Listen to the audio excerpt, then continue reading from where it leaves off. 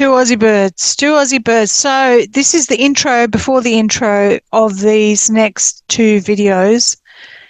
Right, so episode 2. This is episode 2. We've just recorded. We've been recording for 4 hours before Kelly's power went out because of a massive storm that was coming. And I thought I'd do an intro to this because if you are new to our channels, please like and subscribe, number 1. Number 2, we have a playlist and it's Two Aussie Birds. So we've started this podcast, Kelly and I, where we talk together, two friends chatting, and we will go into massive explorations of our lives and just trying to work out the paranormal from the normal. And this next video and the next 2 videos, Kelly tells this epic tale, which is probably better than any Hollywood film, probably parallels a Doctor Who season. It's very Doctor Who. It's very out of this world. And the kind of caveat we have is that you can either take it or leave it, because even she, as the experiencer of it, is still trying to work out whether it was true or not. So we want to just lay this intro first and say, watch the first episode that we did in the Two Aussie Birds podcast. This is now the second episode that I'm about to show. And because we went on for so long, it became a 2-parter. And it'll then be a 3rd episode. And at the end of the 3rd episode, I'm asking her questions about the story she's just laid out. So buckle your seatbelts, get a pot of tea or a coffee or something. And this is one of the most intriguing, interesting tales you will ever hear. And it's about the time when Kelly met a super soldier. And we will ask the questions that are mind-bending questions, because the story in itself and the experience in itself is phenomenal. I hope you stick around and watch every part of it before you make a comment, because that is something I've noticed, is that people watch the first 5 minutes, they make a comment, and it has nothing to do with the rest of the video, or their questions will be answered in the rest of the video. Do yourself a favor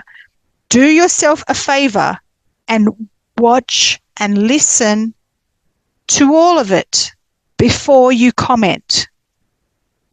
Watch and listen to all of it before you comment, okay? And just know that I am very, I'm listening to her tell this story, but there are times when I have to stop her to clarify things for the audience.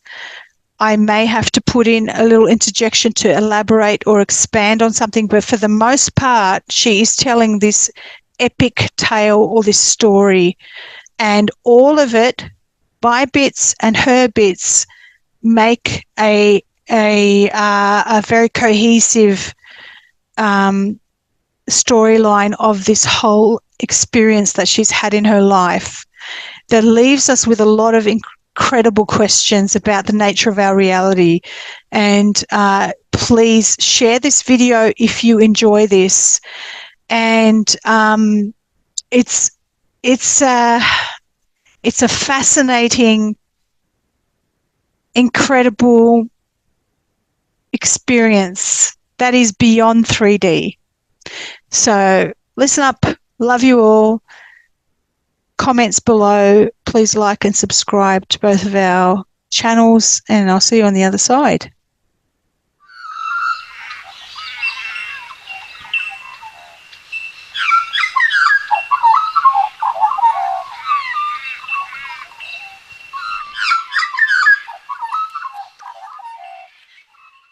Hey girlies and boys, if you're watching, hi, it's us. It's the Two Aussie Birds. We've got Kelly G'day. Kelly Jones, all the way up in New South Wales, in the country, knee deep in mud. Yep. Yeah, that's true. And me, Pigs, mud, chickens. JCK, having a bad hair day, so putting a fascinator in my and zhuzhing it up with some red lipstick and pretty much nothing else. Nothing else. Well, I love this podcast. Yeah. Because we're just so very messy and real. It's like it's great. Yeah. So I'll do a little intro. So I'm JCK, Quantum Truths JCK. You may be watching it on my channel, Quantum Truths JCK, or Tartaria Australia, which is Kelly Jones's channel. And eventually we might even put it out as a proper podcast, you know. I think we should, retrospectively. Mark Devlin told me that Spreaker is a good one to put it on. And so if you see smoke, I don't smoke. This is incense. We're just doing some clearing here.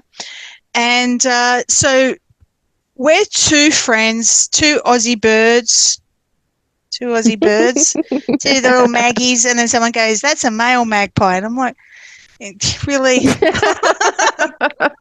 Really? It doesn't matter. Okay. So... Well, what's to say what's male and female in this world, really? Exactly. Exactamundo. So what I wanted to say to everybody is we're two friends. We are, like, you're one of my best friends. And so I just, you know, we shoot the breeze all the time and we wanted to sort of bring it out as a podcast. Now, here we have two friends talking. Inevitably, there's going to be overlapping of conversation because it's Zoom. We're not in the same room as each other. We're friends. So we're like, oh, yeah. And we get excited and we talk over the top of each other. And we also have, so these first two podcasts that we're recording is I'm interviewing or facilitating Kelly to tell her story.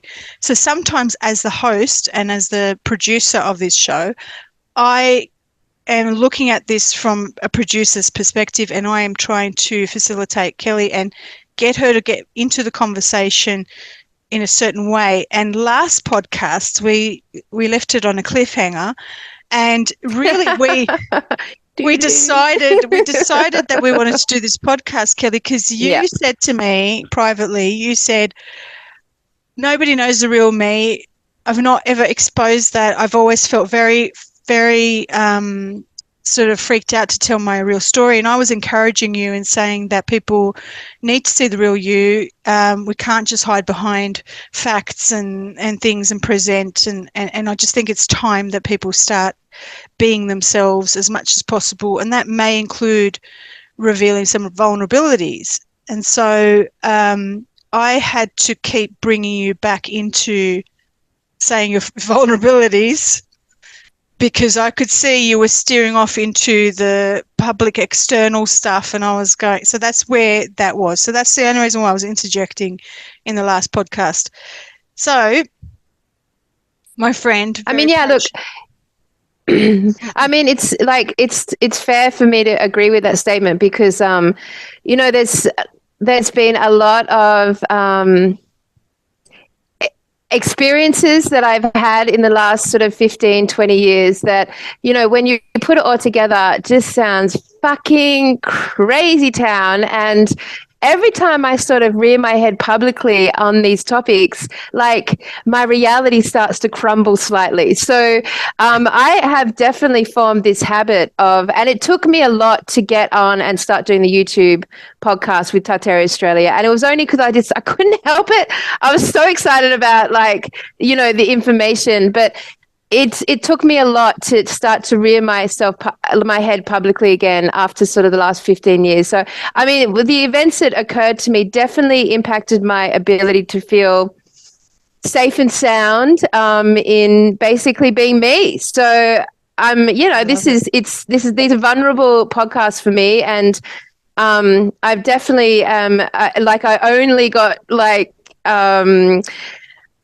I'm going to say talked into it, but I only got like gently supported into it because of our friendship and just my trust and respect in your being and who you are as a human being on this realm. So this is like an untold story. I haven't told any of these stories, certainly not in one go, you know, maybe snippets here and there. You did to me. When we first met each other, I remember we would record these long voice recordings for each other because we had different schedules. It wasn't like we were on the phone talking. We'd leave these long voice messages for each other. And I mean, you're the epic storyteller, you are the best storyteller. So you told me this story which kind of had parallels to me. And first, before we begin, hit the like button and subscribe to our channels, please. And please share these interviews, wherever you can. Just share these interviews because you will hear some pretty fascinating stuff. The other thing I wanted to say is our last recording, episode 1, was where Kelly was talking about her life and this fascinating, incredible, like 5 lives lived in one. And then we did a very controversial thing where I did a mini entity release on you, and to the 2 trolls that trolled me about it, I want to ask you, how are you feeling after that? Because we did it seems bizarre, but it's an unseen realm. This is a real thing. We can do entity release. It was a bit clunky and not how you would normally do it, but we did a brief little release. And so how do you feel after that? Yeah, I mean, to follow up on that, it was it's easy for me to drop into those spaces with you, but I tell you what, so the overall impression we got from that entity was this statement, "You're shit," right? Which was such a simple 3-liner, but man, once because when you were pulling it, you asked the angels to come and remove it and pull it out. I got this really tangible pain, to the point where I clenched my fist when you were doing it, right up my shoulder, up through my neck and up through my head. It was 3 pulses. And I was like, whoa, just as you were saying, angels come and clear it away. So that was the first thing that happened. And then when we finished the podcast, I had time to sort of assimilate it and feel what I just experienced. And man, like I'd said to you before, what brought us to this podcast is I've just got so much self-criticism going on so when I sit here questioning reality and questioning what all this is and what I'm putting my faith in and, that pathway, I was really in a state of self-criticism, and which essentially is basically saying to myself, "You're shit." Essentially, that is the key. That is the essence of that energy. You're shit. So a couple of things that I realized. One was I've had this slight, you won't be able to see it, but a very slight red rash around my neck my whole life. And I'm an avid water faster. So I believe if water fasting can't clear something, it's staying. Right. So when you do 40 days water fasting, if it's not meant to be there, it goes. So I just put it down to a birthmark. And but the entity that we cleared literally had his big rock hard mountain arms around my throat, strangling me and saying, "You're shit." And I've literally had that impression going on in my. So that was the one thing. I was like, "Oh my God, that's powerful." Wow. And just whenever I end up driving people crazy, which happens, which is why I have this fringe thing of not talking about my stories, it's always about the tone of my voice or the words I'm speaking. And there's something about how I speak or the sound of how I speak that literally drives people crazy. I actually love your voice. I love hearing you speak. I don't ever feel it. Well, hearing it. Yeah. So, it was just interesting because the entity was literally strangling me to silence me. And, then "You're shit." And honestly, if I look at all the discordance I create around me, because I do polarize people's energies around me quite strongly, if they have any sort of energies attached or entity attached, man, do I drive it, and it's always about the sound of my voice. That's what it is, though, Kelly. And this is what I'm seeing. The more I explore it, the more I talk to people like Jerry Marzinski, the more I speak to my friend Laura Whitworth, who is a professional in this field, both of them psychotherapists, and they're both saying that there are entities in our energetic fields that are not just our thoughts. They literally take trauma of any kind and manipulate that for you to think these negative thoughts about yourself. And they're very sneaky, and they will go, it's all the shadow parts, but it's them and it's us. So it's kind of this melding, but we can trigger the entities in others. So if we're beaming a lot of light and the other person, as good or bad as they are, will have some kind of an entity attached to them that they haven't cleared, it can trigger them to react to us. And so, we have this joke, me and a lot of healers, is like, oh, we triggered the entities in them. Like if somebody's trolling me, for example, I just laugh now because I just go, yeah, I guess I triggered the entity in that one, like my light was too bright for that one, and we usually take it personally and we think, oh, that, I know I stuck my finger up before at the trolls earlier, but, it is, this is what's happening, basically. That's what I wanted to say. Yeah, so it's really feeling better. Did the rash go away? Oh no! Well, I just thought it was. I've read a lot of books documenting people's experience with past lives, and when they've been killed in a past life, coming back with birthmarks or stains on their vehicle that indicate where they were traumatized and died. And I feel like this was a mark. So, but ultimately at the end of the day, like of all the entities that could have come up in that moment and we could have seen, like the fact that they were actually strangling my neck, I had to connect that in. Like that was the first entity clearing I've ever done. And straight away it's at the one place in my body there's some sort of mark. So, I just definitely say that. And, I definitely haven't been feeling so shit. I've been feeling good, man. That energy's definitely shifted in me, definitely. And I know because the stories that we'll get into in this podcast, where it left me vibrationally was it actually traumatized my psyche. Like I actually felt a bit of a split in these narratives that I was going down and these pathways and this evidence that I was getting from these stories. It did affect my confidence standing with knowing who I am, like knowing myself and knowing that truth and having faith in me. And I can see where in that moment trauma entered and fragmented me. I can see it because it was after that I was like, I'm never doing YouTube. I'm not going to publicly rise again. Like I'm just going to go quietly into the woods and become a master, in nature. So you're talking it about impacted me.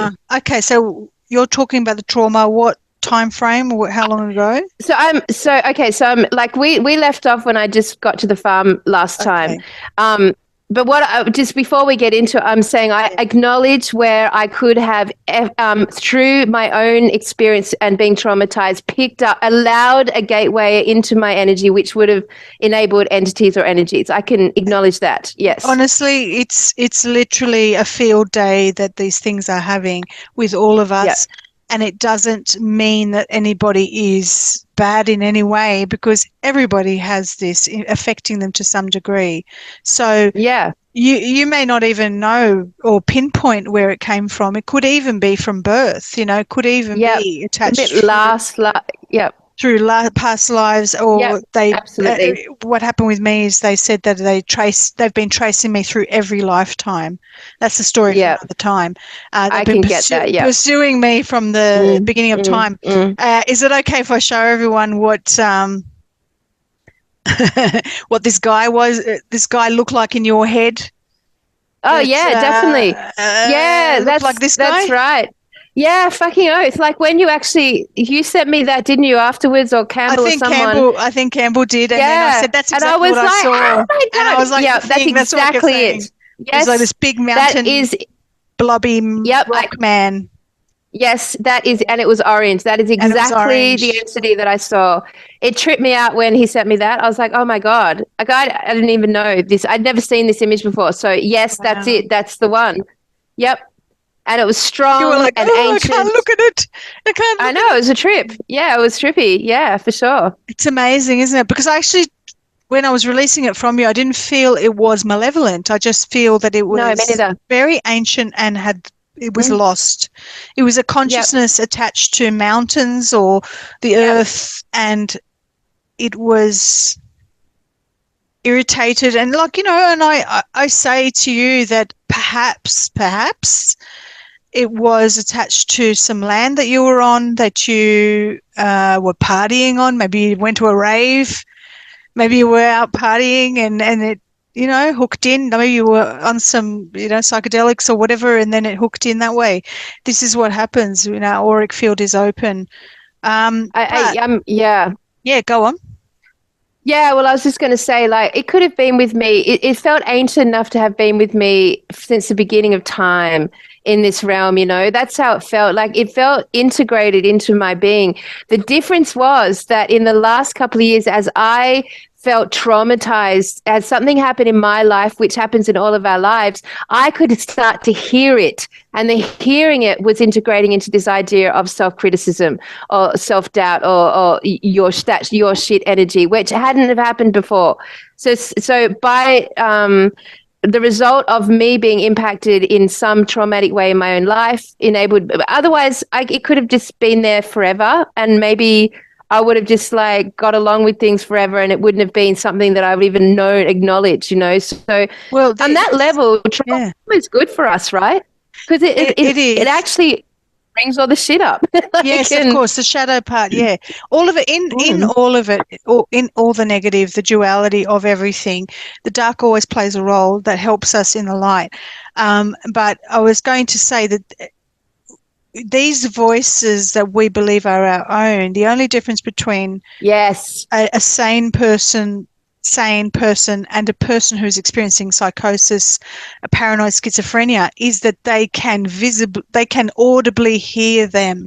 So it's literally like it then becomes like they're drowning in these voices, okay, which are actually entities. And that's what we're exploring now in these interviews I'm going to be doing with Jerry Marzinski and guests.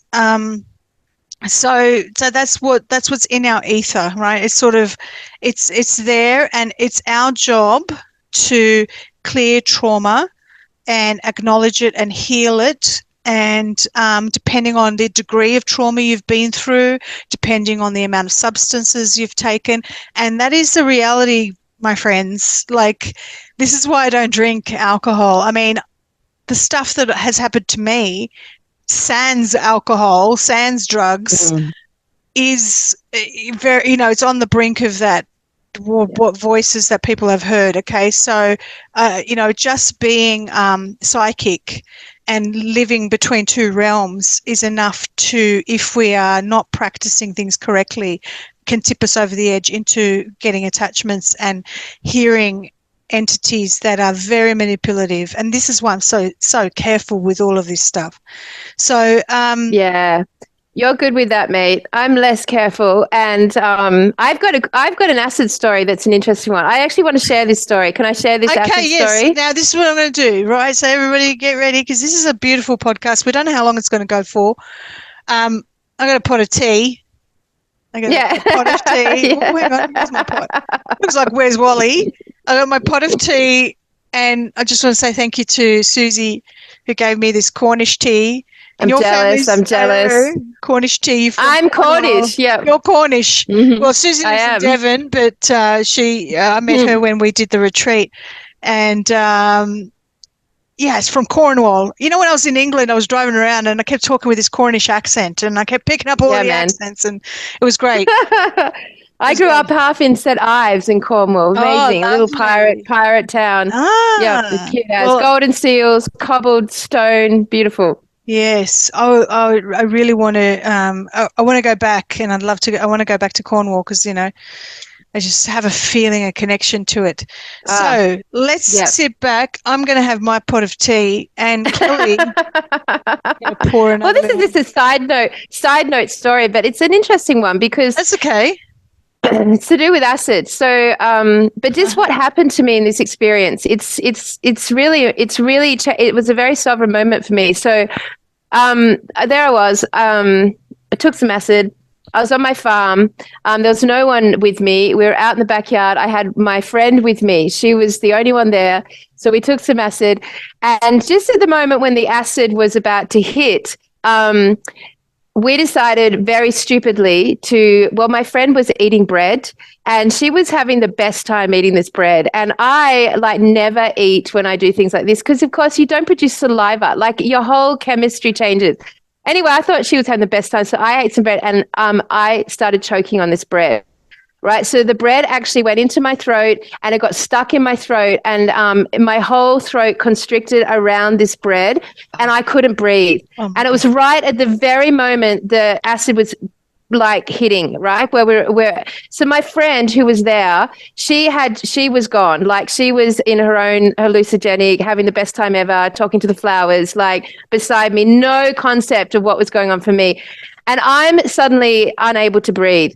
And I'm unable to breathe in such a way that I'm immediately acknowledging that I'm in trouble, right? My whole being can't breathe. I can't move. I'm in trouble. The acid's peaking my brain. And I know that I'm actually in a bad, and I'm starting to acknowledge this. Oh my God, okay, if I don't have someone come and like do some sort of Heimlich on me and get it out, that's going to be a problem. And then I'm like, oh my God, I've passed this moment. If someone's going to have to come and stab a pen into my neck, like it was that serious. And I was like, holy shit. I am about to die. Like I was not having this conversation in my head, like the observer, like, are you fucking serious? You are going to die choking on bread? Like, is that it? Like that? No fucking way. But at the same time, like I was in total panic. Like I knew that as soon as I passed out, that would be it. I knew that if I passed out, there was no one there to save me. I wasn't going to be able to get out of the situation. Such a simple situation, couldn't get out of it. And I was in a really big moment of recognizing my life and death. So I started to turn blue, like I'd been in a situation maybe for 3 or 4 minutes now where I couldn't breathe. And we'd passed anyone trying to save me or help me. And I'm starting to turn blue. This is in 2013. And so just as I'm about to pass out, because I know that if I pass out, that's it. That's the end of my lifetime. What a fucking loser way to die. I couldn't believe it. I was so pissed off. I was like, fucked. No way. I can't believe this is happening to me. So anyway, in this moment that I turned blue. It'd been minutes and minutes and minutes. And just as I was about to fall forward, basically, and pass out, I fell to and this all happened really in one action. I fell to my knees. My body symbolically put me into, I was doing C&E, ramp to C&E meditation at the time, which is consciousness and energy, where you bring up you do lots of breathing work and then you blow it out. And in that moment, I fell into that position, and with what was left of my consciousness, with everything that I had, because I had nothing left right at this point, there was nothing else to think about. I screamed inside of my mind, I live. I was like, I live! Like with everything inside me eternally, and then bang, fell into this and left my body. And like I was literally suspended out of my body, I reckon 10 minutes. Like, and my friend at this point had actually just like she was aware of what was going on now. I sat suspended in this position out of my body, and I was aware I was out of it because everything ceased. I didn't have any problem breathing. I had no sensory experience, no pain, no suffering, no panic, no stress. Like I out of my body, no connection to my physical form, being without breath. And I stayed in that space. And in that moment, a few things happened. I acknowledged in this void, this complete void, that I'm not my body. Number one, I was not in my body at all. She reckons I was in that space for 5-10 minutes. Just suspended. Suddenly, like this thing where like I did a big fart. Snot started coming out of my nose. Eyes were leaking. I wet myself. Like every area that could liquid came out. And then I did this big like burp vomit, and the bread came up, right? And I was back in my body. But what I realized at that point is that in that moment, I chose life. I put all my energy right to the void, because I'd been trained to hold my breath. And then when I release that breath, I release it with one single point to the end of that breath. That was what I'd been trained in. And I, in that moment, had the fortitude, the discipline to say with everything left that I live. And it took me out of the death moment, suspended me, and I re-entered. And in that moment, I knew that I couldn't die accidentally. I literally had saved myself. Like anyone else would have required intervention. And in that moment, I realized that it was my sovereign being, not Jesus Christ, not the angels, not any of these external forces. It was my own sovereign being that had the consciousness to actually bring myself out of that moment and choose life. And fucking hell, JC, the last thing I was ever going to do was die choking on bread in my backyard. No fucking way. Like, I want to see this lifetime out. That's my nightmare. I've been in those situations of choking and almost dying, but not like that. That's, yeah. And wow, that's the final act of, that's pure sovereignty in its, Well, I feel like I initiated myself in that moment. I did some form of, when you hear all the initiation stories of Jesus in Egypt, and I feel like I did an initiation there, and it was really pivotal to my life moving forward, like to know that it is me that needs to save myself. And it was my consciousness and choice to be disciplined with that consciousness that did it.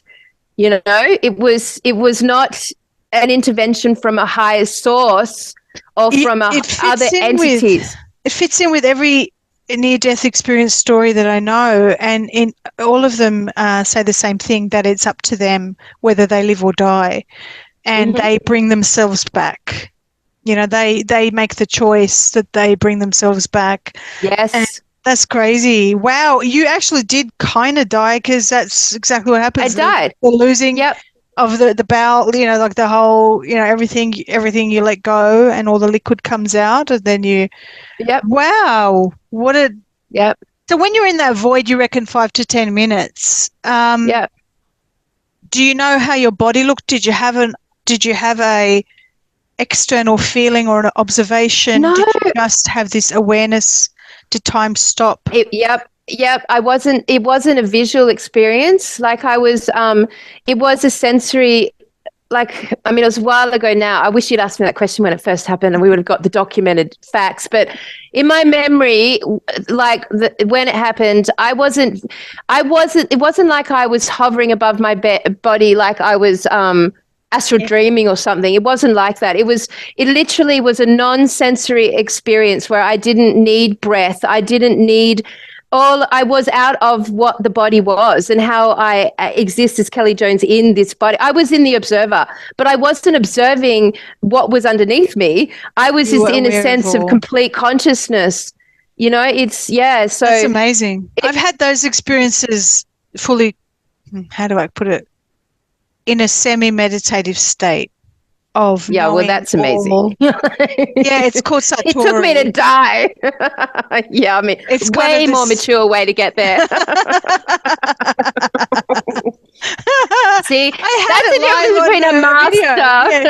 I had that experience live on a video. It's this knowing. It was kind of like came over me in that, as I was going into the theta state, it kind of this wash of knowing all, and then I suddenly felt like I was not my body, and that and I could see it all, and it was funny. Life was fun. It was funny. I just thought it was all very simple and funny, and I've had those moments, those experiences of Satori, and I guess Satori. What does that mean? That word Satori. We can look up the exact meaning. Yeah, Satori. We can look up that exact meaning of Satori, but I think it's kind of like this knowing, this oneness of, someone in the audience is going to say, yeah, you don't know what it means.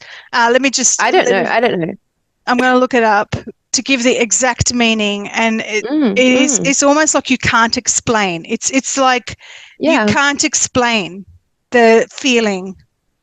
So it's like our language doesn't do it. Our language doesn't knowing all and comprehending all, and it's like it's the oneness really. So I'll give you the exact meaning. I think we talked about this in one of our podcasts with Campbell, where I brought up Satori, and you asked me this, what does Satori mean? And I said it. Satori means the experience of awakening or enlightenment or apprehension of the true nature of reality.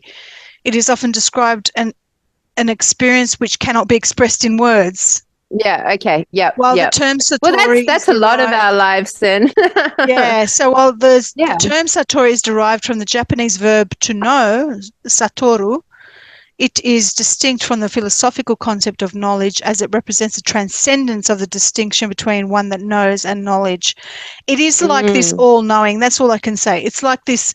It's like being dead. It's like leaving the body. And it's probably the natural state of our soul, our consciousness, when it leaves the physical realm. Yeah. And it just knows. It becomes part of the all, and it knows all. And I'm not saying I suddenly became wise, but I had this feeling of rising above it all and just knowing and not having any awareness of the body. And it's just I am all, and I can see all.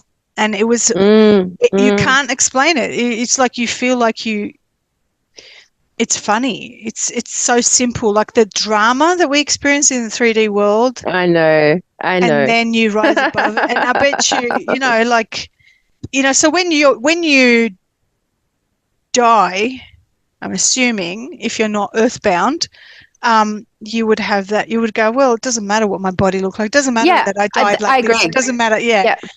You see the perfection in all. It's also part of it as well. Yes, but that's crazy. Thank God you're here. That's a turning point for you. And I had a choke.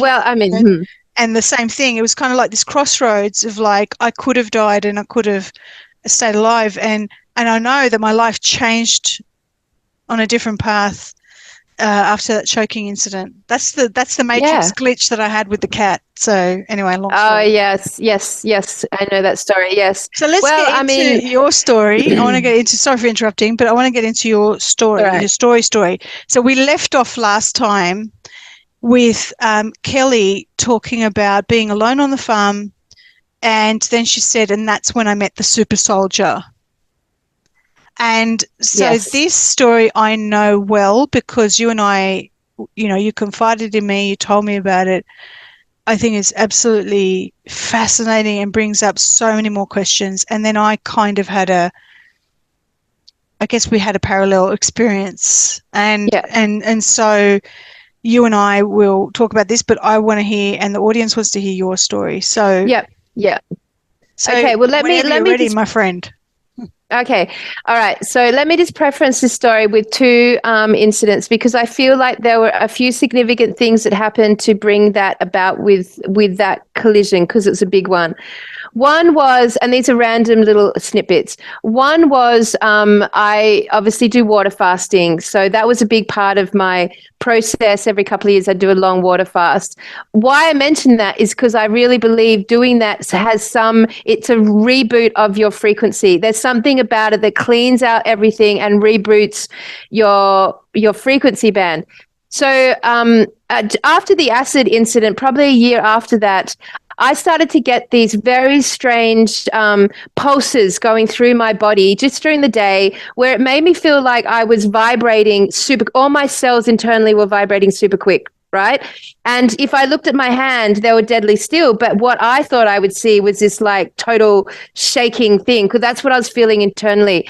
And it increased and increased and increased to the point where I didn't know what the fuck was going on. I actually thought I was having some problem. And then it started to impact my heart. It would just start to vibrate really quick. And to the point where I would actually have to lie down in the middle of the day just for 20 minutes just to calm everything. And that's bullshit for me, because I'm a very active person, especially on the farm. I definitely don't lie down in the middle of the day for half an hour ever. But it was starting to really like worry me. And so I went to a crystal bowl healer and did a session with her. And the last thing I did before we went into the session was like, I want to know what's happening to me. I want to know. So she does the session, I fall asleep in the session, and then out of nowhere, this voice. And this is the voice I've heard 4 times in my life. The first was at the monastery, same voice, right? It's a really high vibing voice and always gives me positive information. So I know it's not demonic. And it's always during the day. So that's another thing. But this time it actually woke me up. It was yelling in my ear. It's the quickening, really loud. It freaked me out. I jumped up out of my slumber, landed smack on my bum, freaked out the person doing the bowls, and I was like, whoa, like I'd never been yelled at in my head before. It's the quickening. I never heard those words before. The only time I'd actually heard those words was in the The fucking movie, The Highlander. That was the only reference I had to this concept of the quickening.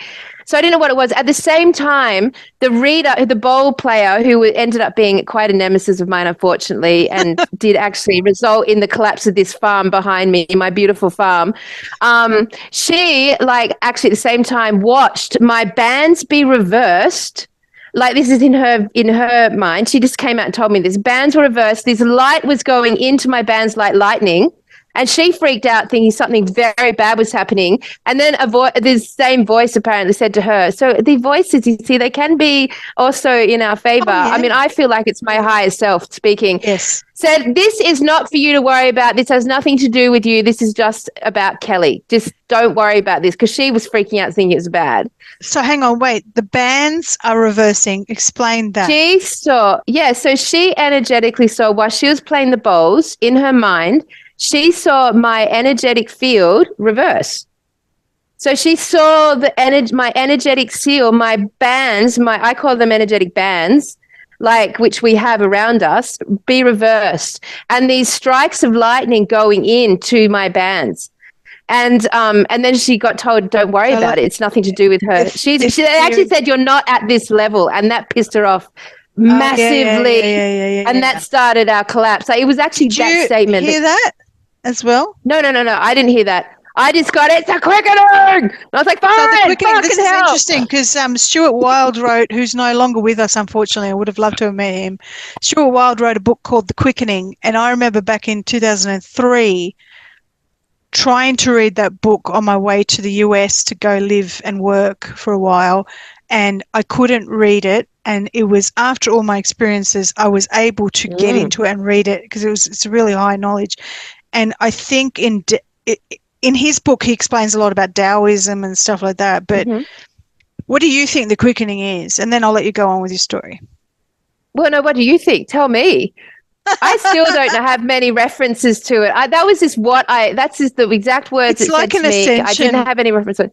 It's an ascension process, and it's like a quickening of that ascension process.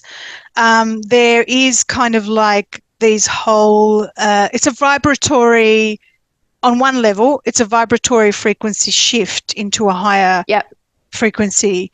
And, or you can do certain things to quicken this process, if that makes sense. And that's, I guess, what most people who go on spiritual quests try to do. They go into this quickening process. I mean, I'm sure there's a lot more to the definition of what it is, but that's my understanding of it.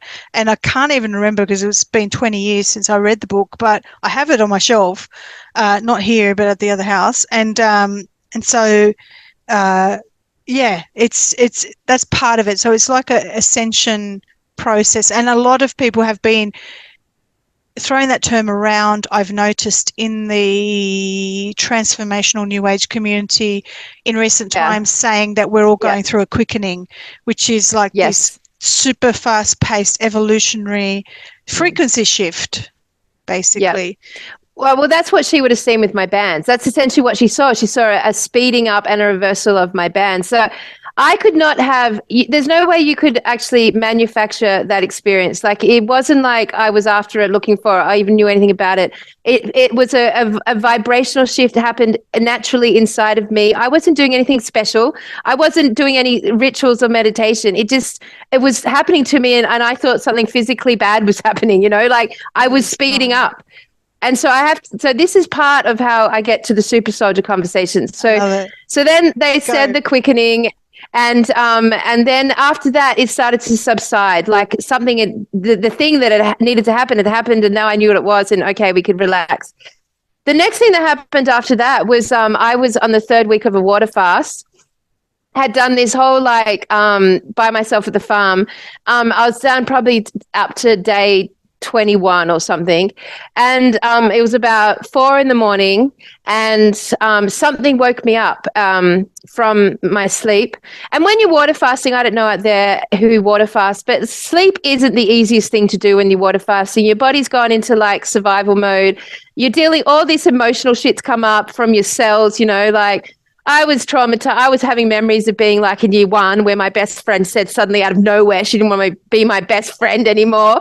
And I was like, so these sort of suppressed memories when we're kids and don't have any concept of dealing with them were coming up. And then I woken up and I jumped. I was really up and alert in my bed, and my cat was at the end of. Cats are good to have around for this sort of shit, by the way. At the end of my bed, she was super alert. So if ever something trips me out, I always take reference in what my cat's doing because I know her eyes can see, and if she's seeing what I'm seeing, then I've got validation. I'm not in a dream. So I look at my cat, and then just at the frame of my door, this metallic golden orb, not ethereal, not not an orb like as in we'd say with a camera, but a metallic, physical, tangible, rock solid, floating tennis ball golden orb was hovering in my door. Now, I'm not of the eel. I mean, this whole alien thing, JC, and spaceships, all that stuff, that's evolved in my consciousness now. Like, I know we've got realms upon realms and dimensions upon dimensions and energies and entities moving in and around all the time. I know that's going on. But I don't use the word aliens. I don't use those words anymore. But anyway, there it was, this golden metallic fucking thing. And it just sort of basically hovered. It went all very slowly. And my cat and I'm watching my cat. We're both moving our heads, following this thing. And then right up to, it's right in my face, like right there. That's why I know that it was definitely metallic and hard and a thing. And then I don't know what happens after that. It was the snitch. Right? It was exactly like the snitch. It didn't have the wings, but that's exactly what when I saw Harry Potter, I was like, oh my God, it was a fucking snitch. It was exactly like the snitch minus the wings. And then I passed out. What do you think it was? Because psychically what I feel is it could very well have been your higher self. It could have been your because when I when we met up, you, me, and Campbell, and we were in the same. You both came to my apartment when we were in Melbourne when we were doing our live thing. The night before the event, I was like, I know these two from eons ago. I could see that both of you had golden auras. And it was like, I couldn't explain it any other way than golden. It was like a gold realm that we came from somewhere where the light we emitted was golden, and it felt like another frequency that we all came from. And it wasn't earthly. And I think it might have been one of our highest frequency, we're part of where we come from. I don't know, another multidimensional version of us, which is not us. It's the real self. And I just felt it was gold. And seeing you on I stage, agree with that. I felt it as well. This gold-like aura. And this is not having tickets on ourselves. I just truly feel that if you've got a public mission or a role that influences huge amounts of people, more than likely you are not from this realm. That's just what I think. And I think that when I met you, I'm like, the energy is like a giant. Like the energy is like I agree with that. Being like an Anunnaki, and I don't mean that in a negative thing. I mean it in another dimension of a higher frequency being, because I don't believe the Anunnaki are evil.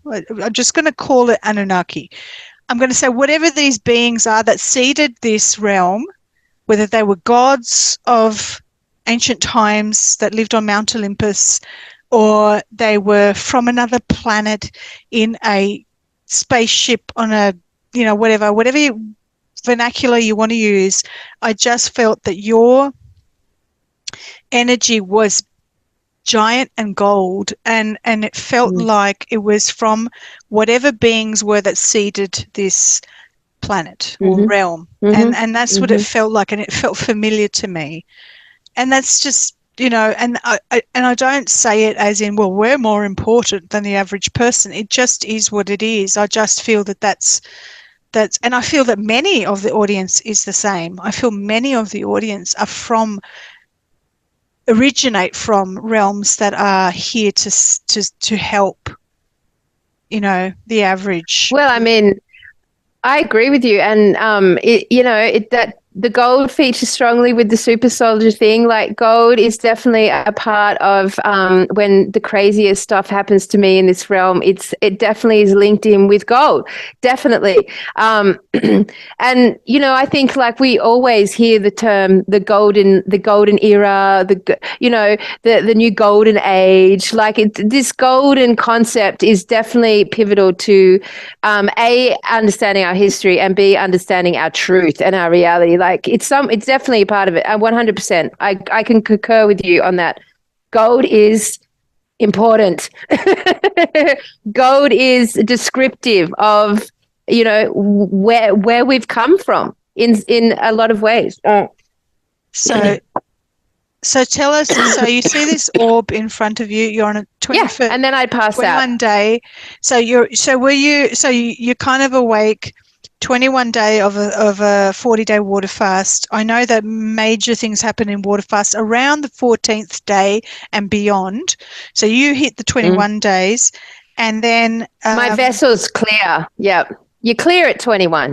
Are you just having water, or is it saline? No, it's all just water. You're doing the pure water fast. Okay, I get it. Right. And then tell us what happens next. You pass out. Okay, so well, that's it. I pass out and I know nothing more. That's it. That's the end of the story. I'm mentioning it because these are some of the weird things that happen leading up to what happens afterwards. It just happened. That's it. It's not been explained to me. I have no further information on it. There it is. Nothing good or bad appeared to come out of it. It just happened, and I'm telling you. The next major trippy thing that happened was when I discovered the Earth wasn't It's 11:11. the way we predicted. Excellent. Right. Well, this is one of my favorite stories. I've told you a few times this one. But yeah, so I, of course, in 2015 or something like this, got handed a documentary on the flat Earth and thought, fuck yeah, I love documentaries. I watched this historical documentary, 3 hours in. I'm like, get fucked. I can't believe it. Fuck you, God. For like, I've sat here in total service to you my whole life, and you're about to tell me I don't even know the shape of this realm that I walk on. I was really like, I lost in that moment. I was like angry for the first time at this idea of the creator. Took myself out to the bush by myself, like really like pissed off. And then basically all night just for, really, I just basically raised my fist and yelled at the sky, how dare you forsake me? I can't believe this. We're imbeciles down here. We know nothing. How are we in this stupid realm? Like, I cannot believe it. The one thing I hadn't thought to question at that point was like the ground that I walk on, for fuck's sake. Are we that ignorant? So I got really mad. Anyway, I'm telling you the story not to go into a flat earth conversation, but simply to say that in that moment, I got so mad, I raged until I basically had no voice. And then bang, 20 meters from me, this lightning strike hits ground. No, I didn't even realize there was any sign of a storm. It just banged down this wall of energy. I've never been blasted by noise that loud so close to me before, ever. There's nothing that replicates. It hit me and my hair back. Like, it was tangibly, physically a wall of sound frequency. And it like blasted my cells, every single cell in my body. Take me back to the quickening. It was that on fucking crack cocaine, man. It was that magnified by so much electricity and energy. I felt like the creator come down with those hospital things, then gone toot on my chest with it and like blasted me and reset me. Bang. It like completely cleared my brain out. I mean, my 30 minutes it took for my cells to calm down. 30 fucking minutes for it to go back to normalize because they were moving. It's like they'd been blasted apart. Like, that's what it felt like. And I've never you couldn't even replicate that. The sound was so intense. And then this little voice in my head, this little voice whispered to me, in contrast to the yelling, it's a hologram. Whispered this to him, whisper, it's a hologram. Now, 6 months earlier, I'd had a dream. All right, we're about to get the super soldier. 6 months earlier, I had a dream. Really a great dream. We were being invaded by alien televisions. I ran up to this high-rise building in Surfers Paradise in my dream. Could see the ocean, 360 degrees around me. I'm screaming at everyone, we're being invaded. No one cares. Everyone's just watching the television. Like, I'm getting no reaction. I go out to the balcony, and I'm watching these things fall into the ocean. And they're falling into the ocean as far as the eye can see. And where they land, this iridescent blue light hits the water, and then these towers of dolphins start appearing, like in the ocean, 20 feet wide, up to as far as I can see, right up to past where I can see these towers of dolphins everywhere. I was about to say, before the dolphins, sorry for interrupting, before the dolphins appeared, I was about to say, Televisions in the Sky kind of reminds me of Hitchhiker's Guide to the Galaxy, where, the answer to everything is 42. And then you say the dolphin, so I'm like, okay. And on that note, JC, this is very just side note interesting. I think I gave Douglas Adams his very last interview on Earth before he died. That's right. That's right. All right, that's another story. I know. Right, when I was like 12, 13 years old, he came to our school. I interviewed him for the school newspaper, and like killed him. Next day, the day after he'd passed away. Yep. Douglas Adams, fuck off, right? How weird! I know it's very bizarre. All right, so anyway, these I know, right? These dolphins appear, and I've never seen an image like this. So, like, it's such a magnificent, extraordinary image. I just like woke up like, oh my God, what have I just seen? Like, it burnt itself into my mind, right? So just hold that thought. Okay, so there's these dolphins, like this dream that's pivotal. I've just remembered it. It's to stay with me forever. So God, this little voice has told me it's a hologram. I'm in the bush by myself. My cells have been blasted. I've been reset. Fuck. The quickening on steroids. And so the next day I'm sitting on the bush, got my phone there. I'm like, I'm going to buy a book on the holographic universe. I'm just going to buy a book. So I decided by a book. And I'd known the concept before. I'd been through it with David Icke, went very much into the holographic universe. And but I hadn't really integrated it. I'd read it, I had the knowledge, but I hadn't really assimilated it into my wisdom by having any experiences with it. What's the point of reading knowledge if you don't have the experience? It never becomes your own wisdom. So and then I'm scrolling down now normally, probably like you, JC, you're probably more intuitive than me, but I would normally buy probably the more scholarly looking reference book on the topic that I'm interested in. And there I go down, and there's this really fucking daggy, like hippie to the max. And I hope the author's not listening, but like cover of and it's like dolphins and the holographic universe, and there's like this like hand drawn artwork dolphin, and like it's just, I point this out just because like I would never buy a book like that normally, but suddenly I've connected the dolphin dream with the hologram, so I buy that book, right? And then so I'm like, I've got a lot of questions about this. Maybe I just write to the author and see randomly. So I write this email there in the bush by myself to the author and say, look, like I've got a few questions, blah, blah, blah. And within like 10 minutes, she writes back to me. And I was like, wow, what an amazing human being. Writes back and she said, look, you know what? Ask me anything you want. And I was like, seriously? Because obviously I had 40 years of questions going on. So I was like, all right. So like 3 days, I sat in the bush and asked every possible question about the holographic universe and everything. And this wonderful person was like spending all this time with me answering everything. And then after the 3 days, she admits to me, she says this, Kelly, I want you to know that 2 days before you emailed me, I had a dream. And in the dream, I was told that a pure spirit would contact me with a plethora of questions that if I answer will make up the next three, my next 3 books. So thus she had been prepared for me to ask these questions, and I'm in the middle of fucking nowhere asking this random person. Thus she answers all my questions. So I go back and I'm like, amazing. Like what is it that's guiding that sort of interaction? That like she would be prepared for a dream, and then the chain of events that brought me to that moment, the dream, the flat earth, the bush. And so, and quickly, I'll let in a second, I go back to my farm, and at the time, see this image behind me, this makes up part of my old farm, my classroom. And I just like joined her on my tiny little Facebook page, no one on it. And I said, oh, look, check it out. This is my backyard. This is my classroom. And she goes, and she ends, I said, it's fucking hell, man. Where did you get that picture from? I was like, oh, that's like our classroom.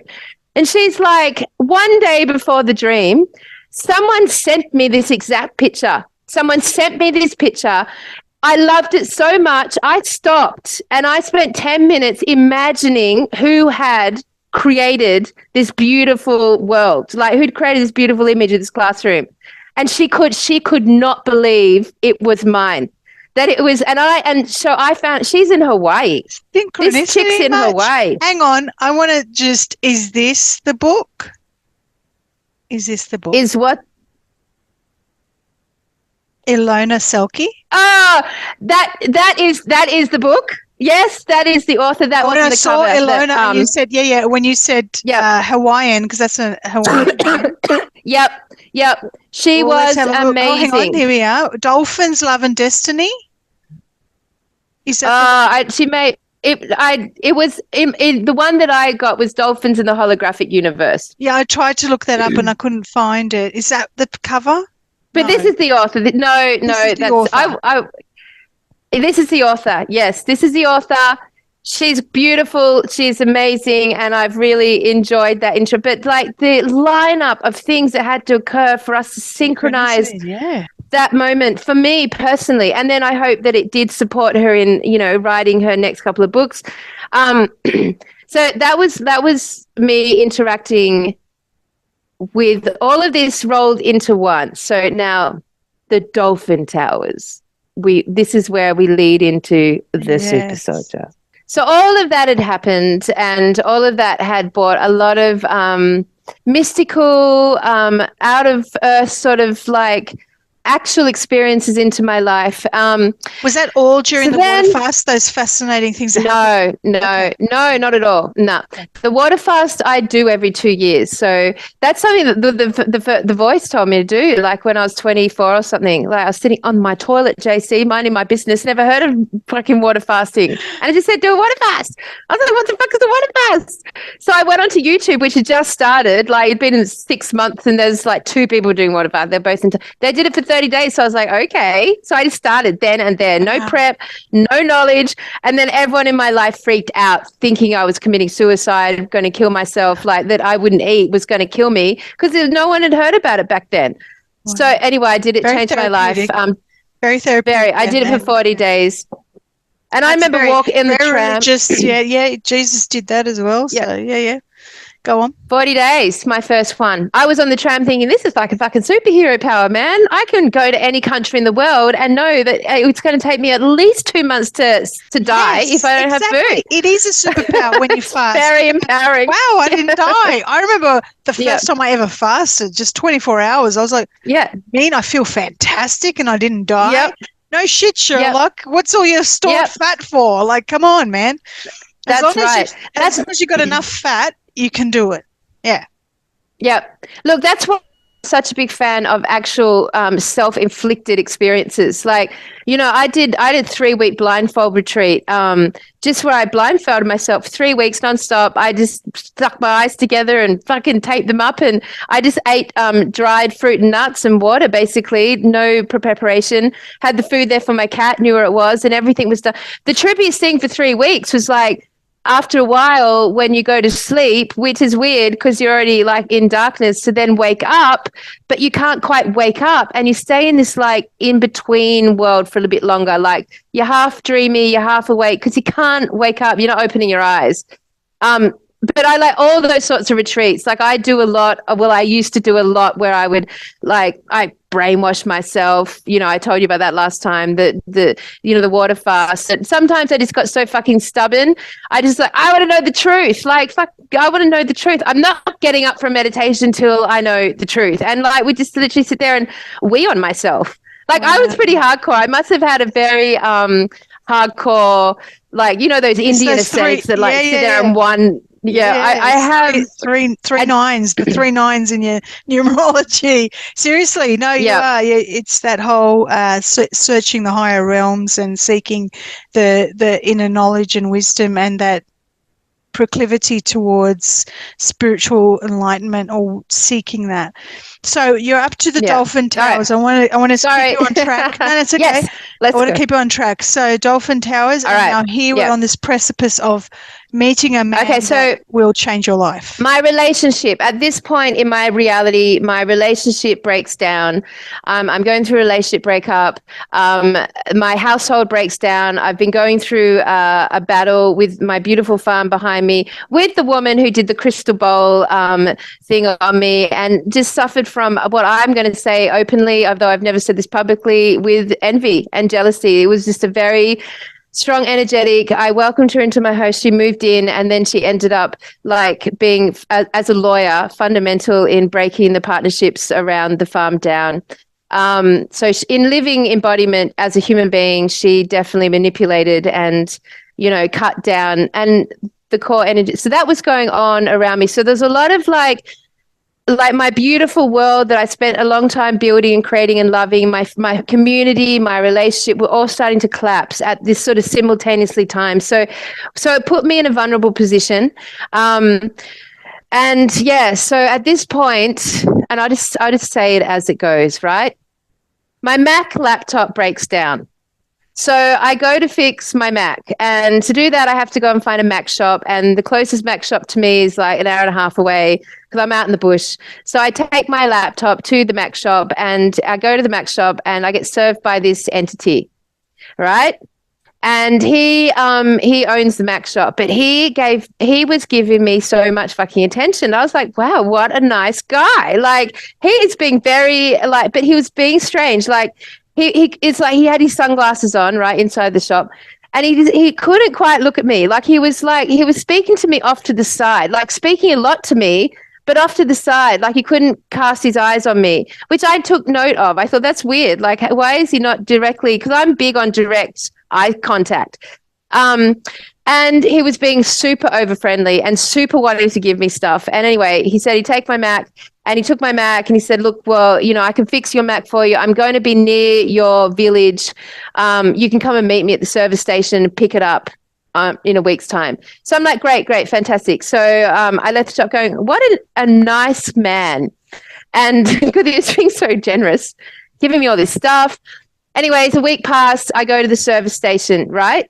And just to pre-note this, as my life had collapsed around me, and my faith in reality and what all that stuff had started to collapse with the dolphins and the quickening and this, like, the earth, the shape of our realm. I decided to do, I basically was taking gold randomly, JC. I'm just bringing this up because of what you just mentioned before. Like, in this exact moment, as my life started to break down and I was in deep trauma about it and so upset, I decided to tune into the gold frequency. I wanted to know everything to know about gold. I went down the gold rabbit hole. This is just the timing of it. And I started to take Ormus, and I started to consume anything to do with liquid gold. I've got Ormus, right? Yep, I got guided and to start taking it. Yeah.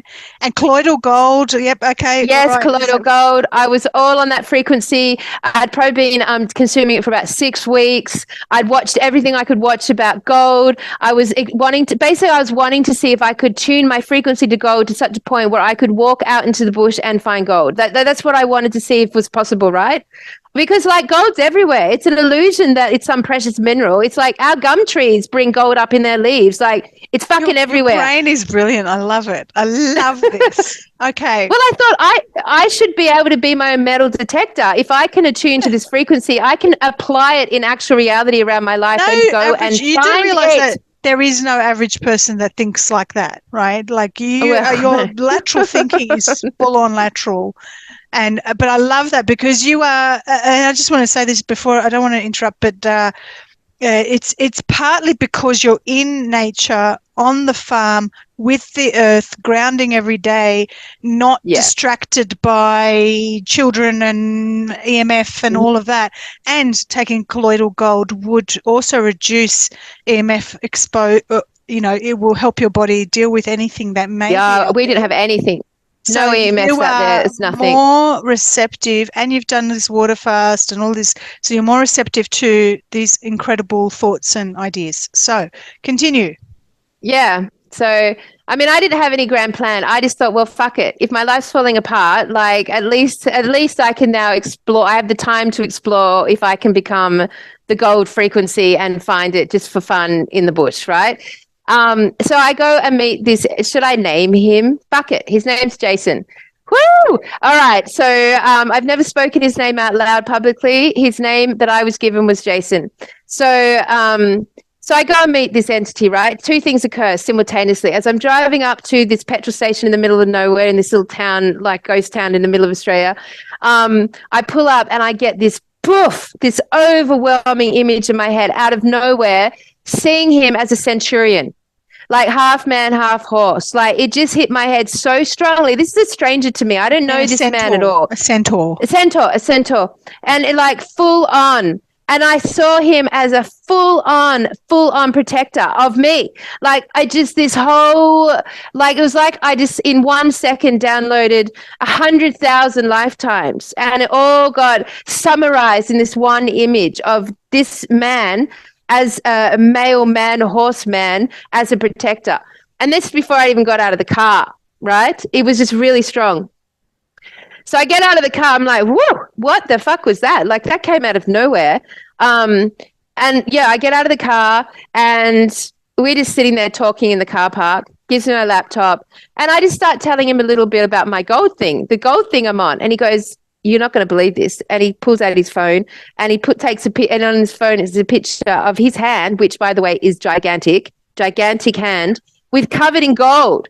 And he's like, I own a property, a gold mining property, and this is the gold I found on my property. You are welcome to come and test out your theories on my property. And I was like, wow, that's like fucking cool. But of course I was like, no, I don't even know you, as if I'm going out into the bush with some strange man. As if I'm doing that. I would never do that. But I was like, listen, like, why? Let's catch up for a tea in this town called Texas and talk, let's connect, let's get to know each other. So we did. So and it all happened really quickly. So we start talking. He cooked a little barbecue on this river side and we start like asking each other questions. And I said, well, tell me about your, who are you? Where'd you come from? What's your life story? And then he starts with his story. I was an orphan. And I was like, oh yeah. And he's like, yeah, I grew up in an orphanage, in an orphanage down near Gulp. And I was like, oh, wow, that must have been weird. Like, tell me all about it. And so he's starting to say things like, yeah, well, is this all boys my own age? Like, it was very white, lots of white halls. We all had a number. Yeah, we used to do, like, it was a lot of education. To go and we do classes on quantum physics, classes on IT and technology. I was taught how to like handle weapons and do all this stuff with weapons. And at the end of the day, we'd been given these shots, these vitamins, and we'd be we had our own room. And I'm like, that is not an orphanage. Like the story he started telling me, sorry, I should cross-reference this. As I was going through the gold frequency rabbit hole, for some random reason, I also found randomly an interview with Spears. Who's that super soldier? Max Spears. What was his first name? Max Spears. Yeah. Max Spears. I was going to mention Max Spears, and you said that. Yeah. Okay, so honestly, a month before I met Jason, I had just like watched these interviews with Max Spears. Like I'd had no real context about super soldiers. I'd heard about them. So yeah, no longer with us. But I was amazed by the story. I was really fascinated and really did look into what super soldiers were. But that was the first time they'd been mentioned in all the books that I'd read, but I've never. Anyway, so the gold and so when Jason started telling me his story, I was like, hang on a minute, this sounds a bit off, Jason. Like, have you ever, and I kept asking more and more questions about it. And the more I asked, the more he told me. And then the more it was obvious that he didn't come from an orphanage in the middle of Goulburn. It was definitely a military complex. It was definitely in alignment with everything you would imagine a genetically modified human being. Let me explain to everybody about Goulburn and where that is. So for those of you who are watching who are not familiar with Australia, so in our state, New South Wales, Goulburn is down the south, and it is close to a police training academy, and there's a Goulburn prison, and so Prison. it has.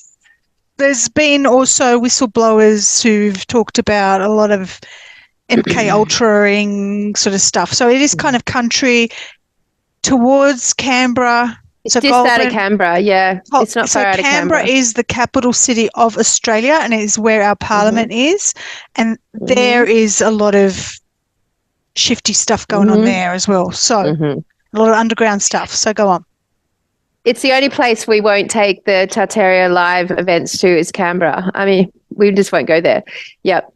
No point. Not good for us. So Goulburn. So he's telling me the story, and then eventually he's just telling me that, eventually he escaped from the orphanage when he was about 12 or 13. And I said, when you say escape, what do you actually mean? He's like, well, I had to work out how to get through this locked door and this locked door and down this hallway and through this window and timed it with, and it was like full on, like proper military type escape, right? And then he ends up, and then he says, this is his story. Then I just ran. I just ran for like a week, nonstop. I didn't sleep. I didn't stop. I didn't eat. I just ran and ran and ran until I found myself in our area here. And I got picked up on the side of the road by two farmers who ended up taking me back to their house and raising me as their child. And so he tells me this whole story. Now, because I've obviously have quite a critical overview of reality through all the work we've done and all the exploration, maybe someone else would have taken that story on face value and accepted it, but I was just like, what the fuck is this? And I was like, Jason, have you ever considered that this is not the case and that you were born in an institution and blah, blah, blah? And I started questioning him back and created this other ideal possibility. As I did that, as the very moment I did that, and this is all going to sound weird, he drops to his knees. He's a big guy, he's a big, gigantic, imagine what a super soldier would look like in your imagination. He was that. Drops to his knees and goes white, and then just says, something's just happened to my brain. Something's just happened. You've just done something. Whatever you've just said to me has just done something. I've got to go. So he just drops me off really quick to my car and goes, right? And I'm like, wow, that was weird and interesting. We just been talking. So keywords or something, keyword trigger. Yeah, yep, which is exactly right. So basically my line of questioning had basically triggered a memory or triggered a chain of neuro, cards that had basically either in that moment aligned with a destiny in the unlocking via my words and the frequency of my words and questioning, unlock something. Enough for him to actually lose the strength in his legs for a second as something in him. So I didn't hear from him for about maybe 2 to 3 weeks. And then, so I, after about that time, we didn't know each other. So after that time, I sent a text and was like, hey, how you going? It's all good. Everything good. He's like, I need to see you. Something crazy's happened. So the next time did I come? I think he came over to the farm for the first time and basically told me, so, okay, all right. So there's a lot to say simultaneously here. So again, when he sees me, he can't look at me. So he's got his sunglasses on, right? He can't look at me and there's this space, this energetic space that is an effort for him to get close to, there's a gap of 4 or 5 meters where it's this push to get any closer than that, right? And he does explain this to me in about one more meeting point. But in this moment, he just says something has changed in my brain. It's like my brain was operating off one quadrant and suddenly 4 quadrants are turned on, and I'm firing in a place, in a space that just, I don't even understand what's happening. All this information's coming in. I'm understanding basically to the beginning of time. I'm getting context of the history of the beginning of time. It's all flooding into my brain. It's taken him many weeks to calibrate internally to what's just happened to him. So this is the beginning of I suppose disclosure for himself on what he actually is, right? And something in meeting my questioning actually triggered that. So he's now gone away and taken all the questions that I had and actually like dug into them. He's wanted to know if any of that has validity. He's gone and researched it, gone back on everything he can remember, gone down to try to prove it or disprove it, gone through the whole thing, has come out at the other end saying, oh my God, yes, this was an institution. We were basically genetically modified. We were being taught about extremely intelligent things from a very early age. So his work, and he hadn't told me the rest of his story, but he went from the orphanage to being adopted by these farmers who then like put him straight into the army at like 14 because he was so a natural ability to handle weapons, just so natural. Didn't need to sleep, super strong, didn't hardly need to eat, was completely basically super on everyone else. And they just put him straight in the army. From the army, he just went straight up through the ranks to the special ops in like a year. Into the highest level of the special ops in a year, and then was entering the going into the sort of like realm of bin Laden's and the realm of that sort of like chaos that was going on in the Middle East to do those sorts of assassinations and work, And so he's like, these are the stories that he knows of his life. He got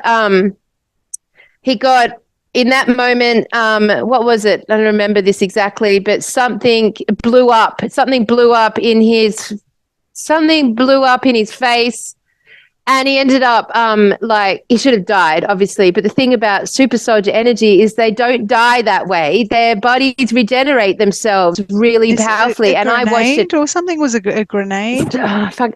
Look, he has two stories like this. One was when he left the military because of this incident, because it affected him.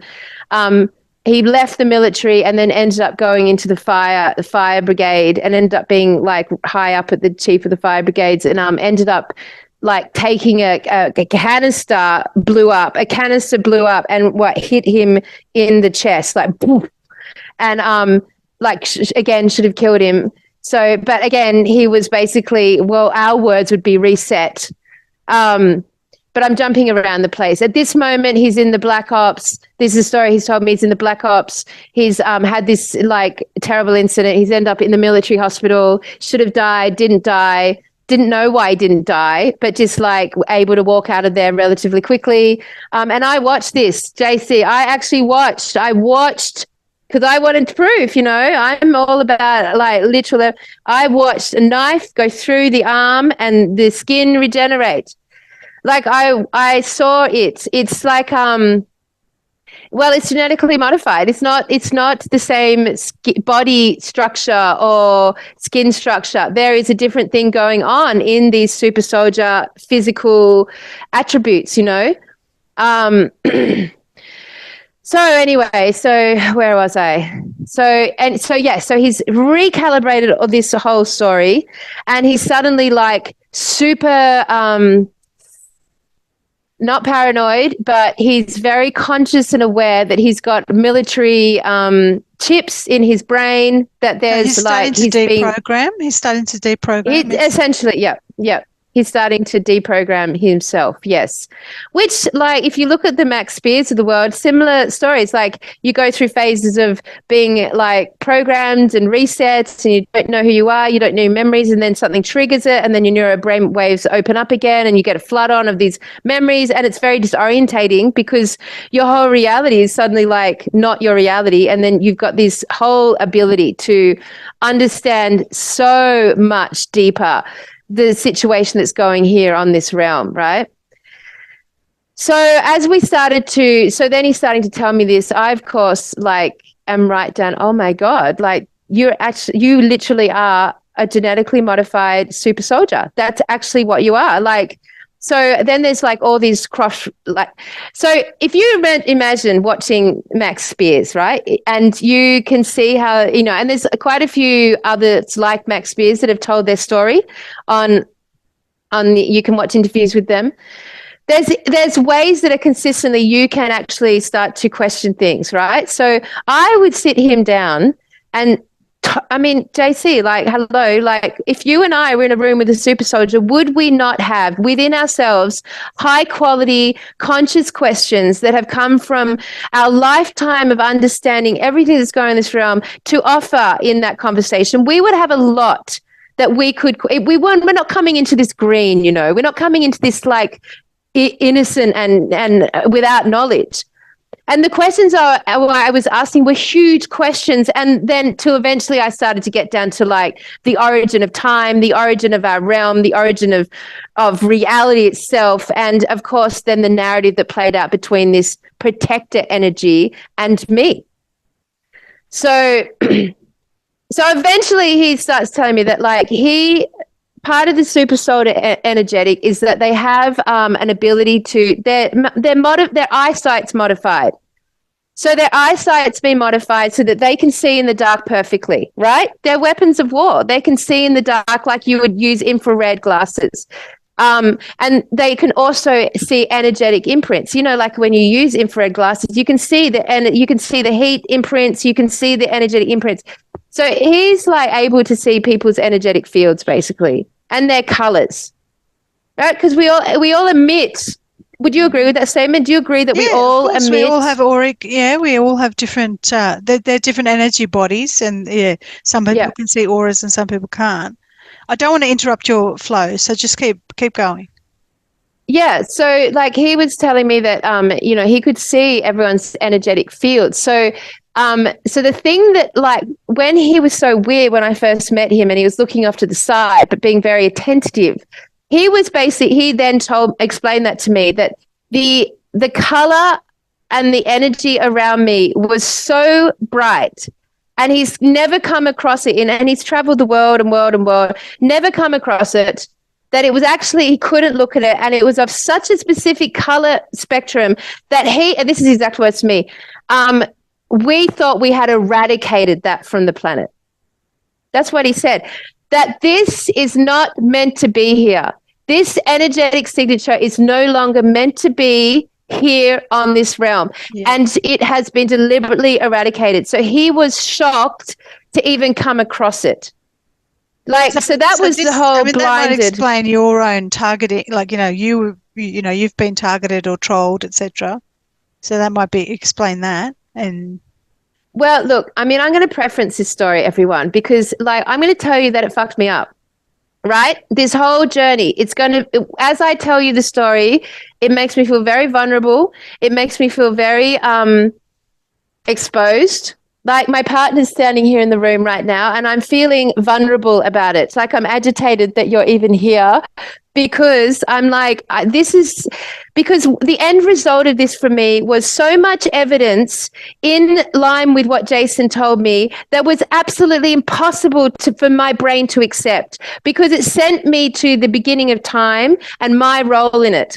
And this is where your story and my story, JC, correlates. Like, it's really hard to exist here on this realm, take this information, be made evidence to you in your physical reality so your eyes can prove it, but to own it inside yourself is like saying, I own the idea that I was an original architect of this realm. My energy is that old and that big, and that I am a creator God that was pivotal to the story of mankind. Like, it's too much. You can really, I mean, it affected me, and in the end, very negatively, because I had to I had to ground myself back. Yeah, we're human, and we're here for a reason. We're not just the stories of the Palladian or the Arcturian or the Anunnaki that arrived here, etc. We're more, we are more than this, but we are also very human.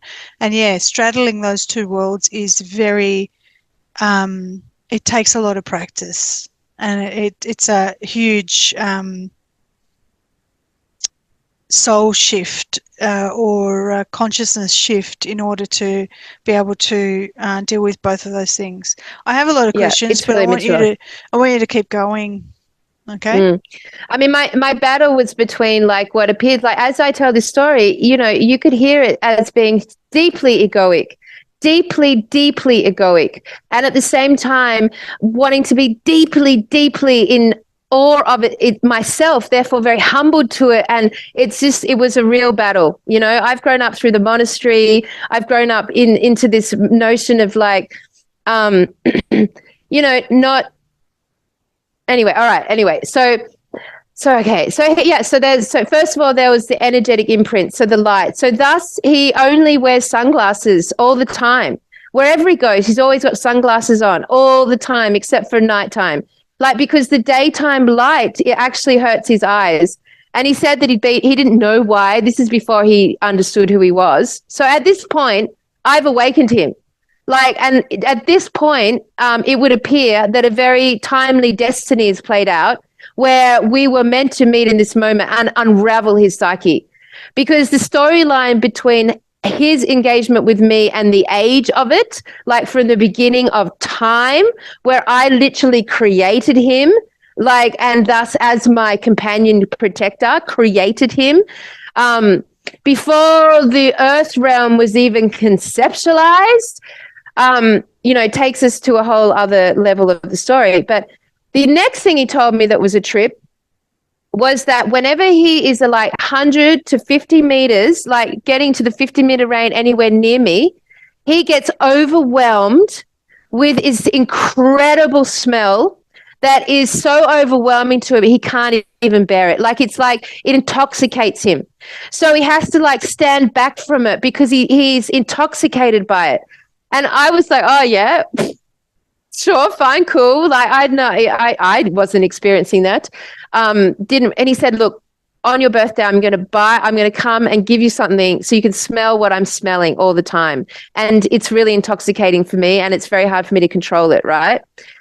So on my birthday, he turns up with a cake of soap that smells like musk. So like musk, like that beautiful musk smell. And he says, This is what you smell like to me. It's intoxicating, and I can smell it 100 meters away. That's the smell I wear.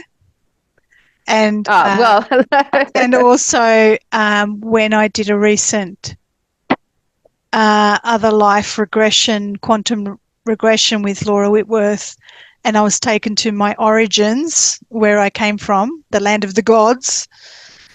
It smelled like musk. Yep. I actually could smell it in the hypnosis. Yes, well, that's exactly what he said to me, Jason. I remember when I told you this, you are the first person that had a mirror story for me, because I could not find information about this. And I remember telling you the story. Real quick, when I was at the live Tartaria event in Melbourne, people were hugging me and saying, you smell like musk. And I remembered not wearing perfume that day. And I'm like, do I? And I kept smelling myself, and people kept commenting and going, you smell like musk. And like, I had like my friends that, you know, I finally met them face to face. They were like hugging me, going, and they were smelling me and going, oh my God, you smell amazing. And I'm like, wow, I don't have any perfume on. Like, I didn't have anything. Wow. Crazy. There you go. Go on. Well, so basically, the smell, that's what he said to me. So this is the smell of the gods. This is the god realm. It's musk. This is where the light that I'm seeing is from. And this is the smell. And I am intoxicated, and I really have to fight to like stand back from it. And actually, after it all, forward another 6 to 9 months, and we're in a different situation. Jason has been reset now. I've jumped a lot to the end of the story. He's had a military reset. He doesn't remember anything. He comes and visits me, and I was like, so he doesn't remember anything. Comes and visits me, and he pulls up in the driveway, and I am overwhelmed with the smell of musk. I can smell him coming. I had my headphones on, dancing with my eyes shut at this moment, and I was just dancing by myself outside. And I immediately knew he was there, because I could smell this wave of intoxicating, and it's not like pheromones. It's this. I could smell it, and I was so shocked that I could smell it this time round, not him. I could smell it, that I actually drove him down to the water hole and threw him into the water. We went for a swim because I wanted to know if it was a trick. I wanted to know if he'd actually come deliberately, like. And so we went swimming, and he came out, and I could still smell it. So And then after a while, once we're sitting there in conversation for an hour or so, it goes away. It's always at the beginning, that the initial meeting, and then we integrate it somehow and we can't smell it anymore. So I had the experience of smelling the musk, and it is fucking intense. It's intense. And you're the only other person that I've ever had anyone say I've had that experience. Yep. That's, so obviously, I mean, you spent time with him. Yep. And it was a very close period of time. And then you're saying that there was a period of time where you didn't speak to him, and then he turns up in the driveway, and you could smell musk. Right. Yeah. You didn't know he was coming. We're at the end. We're at the beginning of the story now, and that story that I just told you about the musk and me smelling it was at the end. At the end. Up until then, yes, it's up the end. When was that period of time where you started seeing, as you know, you initially triggered him to go, oh my God, and start questioning things, and then between that and then the reprogramming, the reprogramming probably about 6 months. 6 Probably months. about 6 months. And did it happen suddenly? Was he reprogrammed suddenly? Was there a space of time? No. Yeah, no. Was there there's a lot of time where suddenly he changed, or was it gradual? No. He was very consistent right up until like the very end, where it came at the hand of an accident, and he suffered. That's right. Yeah, so we'll get to that. We'll get to it. So it's in chronological order. So he would come over to my house like on the weekends, right? And I was just in awe of this whole unfolding, because for me, I could sit there and ask him anything. Like, I mean, literally anything. And he would respond. Like, and when I say I ask anything, I'm not just asking you, I mean, can you imagine? Like, I literally wanted to know everything and had a lot of personal experience and knowledge on these topics. And we went through. And so if Jason, because the whole time, JC, I'm thinking, could be a con artist. Like the whole time, my healthy side of my cynical brain is, don't accept this off face value. Like this guy, he's had your computer, for example. Like he could be, like there was enough evidence that I could say you could be pulling off a con here. You could just be some obsessed being that's just like latched onto me. Really, you could just be going along with this. So I would really put him through the paces, especially with the questioning. And he was always there with the most incredible information ever. Like, shit that you couldn't keep after you were conning it. You could not fake it that far and that long. No way. And like then all the way along, like all this stuff was happening that just magnified it. So every time I tried to discredit it, something would happen in my actual reality to prove it. Every single time. For example, like I had a dream about 4 years earlier in this. It was the most extraordinary dream, and like it really moved me emotionally. It really, really moved me emotionally. Like I woke up. Like my whole heart had been broken. It was like one of those real tangible emotional dreams. And he just like out of nowhere just was like, do you remember that lifetime where you were in this mountain and on this balcony and, retold me the entire dream and said, oh, that was me. And like out of nowhere, like just and I've never spoken on this dream. And it was such a big dream that I remembered it. So little things like that, but then little things like that, but then trippy things like, all right. So he's telling me the story that I am one of the ancient architects of this realm, that I was part of a group of 13. Here we go. You've heard this narrative is similar, right, to you, that I was part of a group of 13. We didn't have a gender. We were higher consciousness, tall ethereal beings. It was a council. I was at the pinnacle of the council. My job was to give life to creation. We each had our other. And then my other basically went ahead behind the council's back. I mean, I'm putting in really unelegant terminologies here, right? As we would know it down in this realm. But trust me, the sophistication in these understandings and these stories are much higher than I can offer you with our language. So to put it into our Aussie lingo here, our blunt fucking TV sitcom language, basically my other half, my other part, went ahead and created, life without souls, because it was my job to give the soul energy. This is what the story he's telling me, right? So you can imagine, really like, my brain is listening to you. And so it's triggering something in me, I'll tell you. Okay. Well, my job was Like to a give memory. life to souls. Yeah. Okay. All right. Well, let's. It's okay, keep going. Yep. So my other went ahead and created life without souls, and that life without souls would, as we would know, to be energies like the Anubis was one that got brought up to me. The Anubis. These energies suddenly became of the darker, heavier, demonic realms, and because they didn't have the soul from the apex of our council going through them, so the life force. And these souls, this was the first presentation of a lower vibrational energetic expression. First time it had happened as a reality, I guess. And in that, a weapon was created. And that weapon, I say, would be the easiest thing I would say of how to explain that weapon. Was it was the first expression of fear. But in the essence of that fear paradigm, it also had an ability to infect. And if you can imagine, the life forms at that time weren't of that vibrational expression or experience. They'd never known it. And suddenly it was upon them, and it was causing them to kill themselves. So duality was being created. I saw this in hypnosis. Yeah. I saw this in hypnosis. Yeah.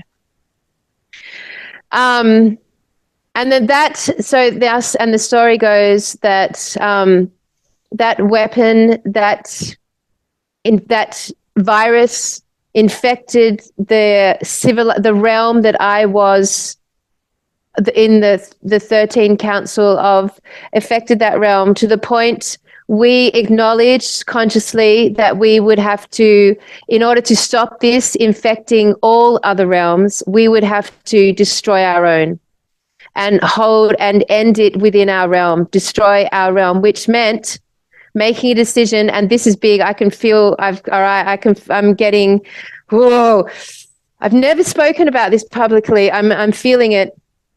It's going through my system right now.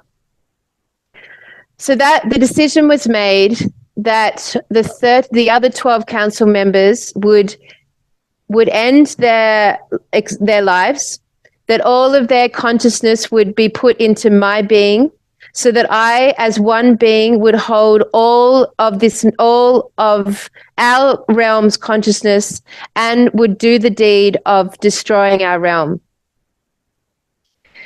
So it was because the only way to stop this weapon, this virus affecting all frequencies and all life on all realms, was to destroy it there. And it had already gone through our people. I'm going to say our people, it's probably not the right word.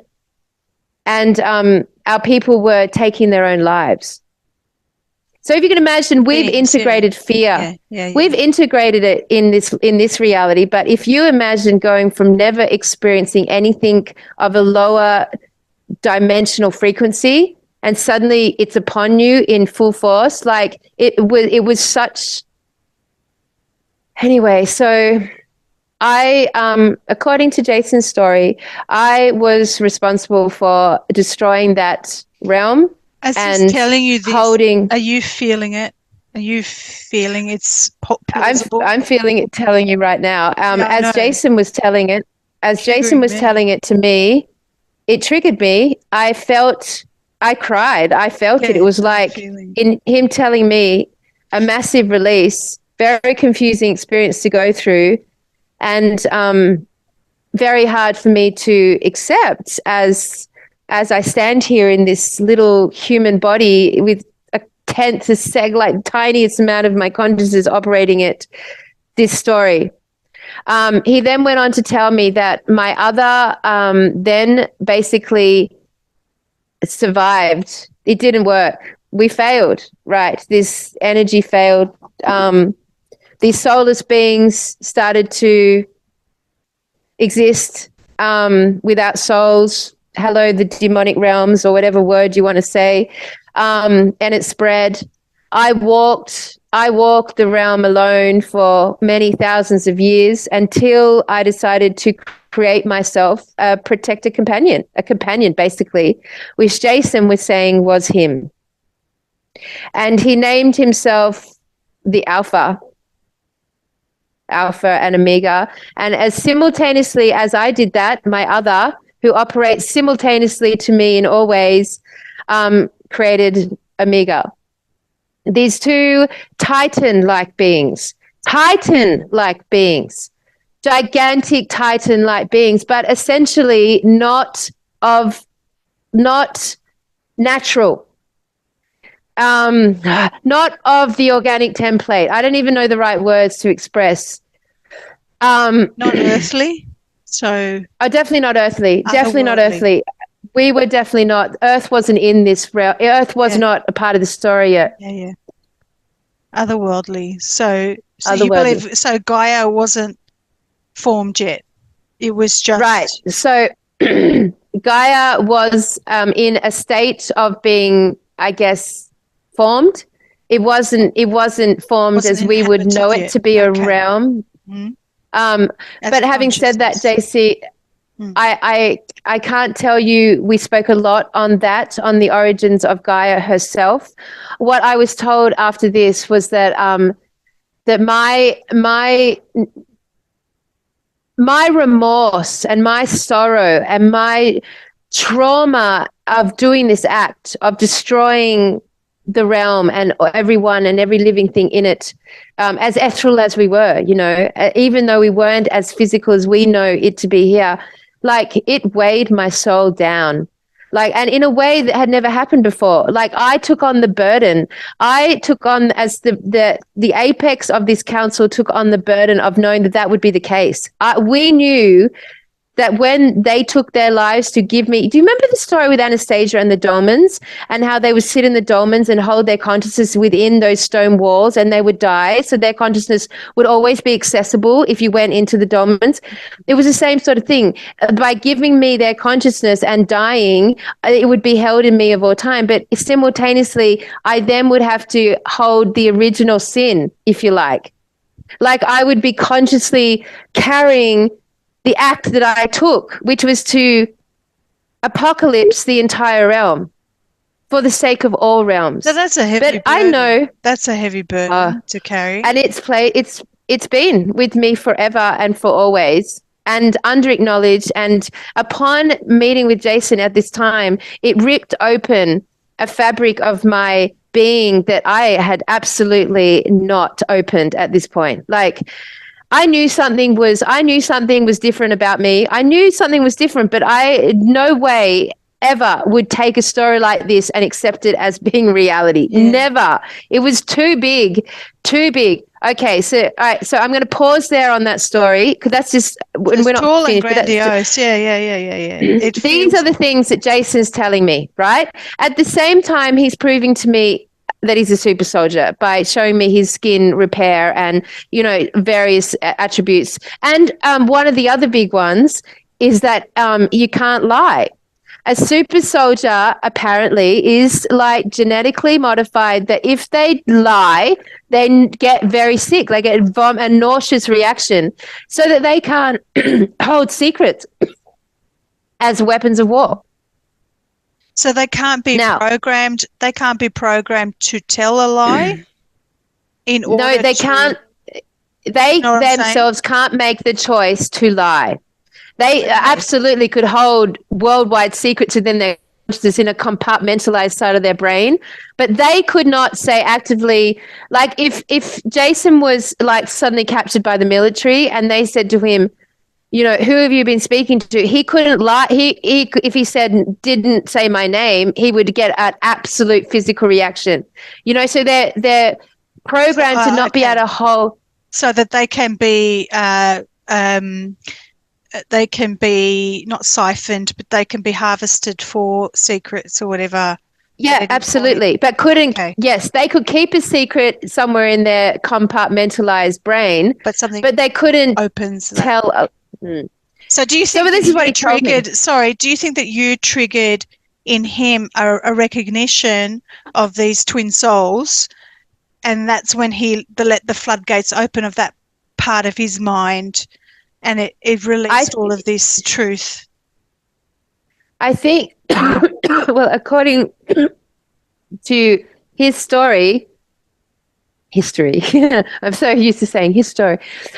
When according to his history on that topic, it's been we are destined to meet every lifetime, and every lifetime Jason is programmed to serve and protect me, and every lifetime I expect something. I expect him to be in alignment with that service, and basically, like he is there as a creation of me to and like there's basically a higher reason. There's a high, and that would be in our very like basic language here. It would be to remove the weapon, to get rid of the weapon, to end the. It would be. It's all been about like the whole thing for hundreds of thousands of years between my relationship with Jason and me and this realm and who I am is to like destroy this weapon, get rid of this infection, this virus, this lower frequency fear. Now, and fear is not even the right word, JC. I don't even have the language. I mean, so whenever we meet in a lifetime, it instantly deprograms both of us. Now, except this lifetime, he said something to me, and this is interesting. He said, this lifetime, for the first time ever, you have chosen to consciously chosen to forget who you are, and that you are being watched in this choice because no God has ever decided to eradicate their memories to the extent that you have zero comprehension of who you are. It's never been done. And he said, you deliberately made this decision, and it was a very unique decision. It's never been done to this extent. This is all. I'm not saying this is true or not. I'm just saying what Jason told me. That's convenient for him to say that to you. Well, I mean, it's also convenient. Yes, and it's also convenient for him to tell me that he can't lie. Like, what would be the greatest con artist thing to say to me? I can't lie by telling the greatest lie. I can't lie.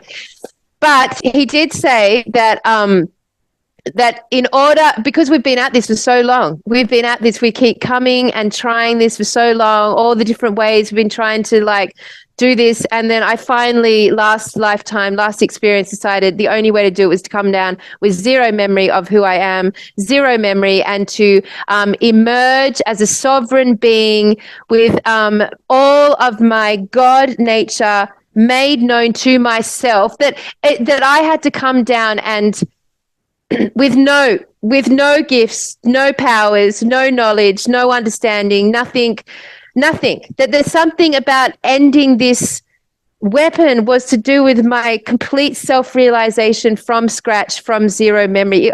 I'm not being elegant. I'm so sorry in how I'm expressing this, but do you get what I'm trying to say? Do you relate to that?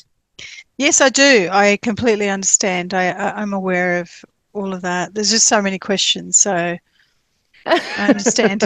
All right. So simultaneously, so basically, in summary to your question, when we meet in any lifetime, both of us have an instant deprogramming thing that happens, no matter if he's genetically modified super soldier now or not, or if he's a horseman. At this point, he's told you, did he use the word twin flame? Did he say he's your twin flame? No, he always said my other. The other. He always said my other. But he's not claiming to be my other. I have another, not Jason. Right. Jason tells me I created him as a companion and protector, but not my other.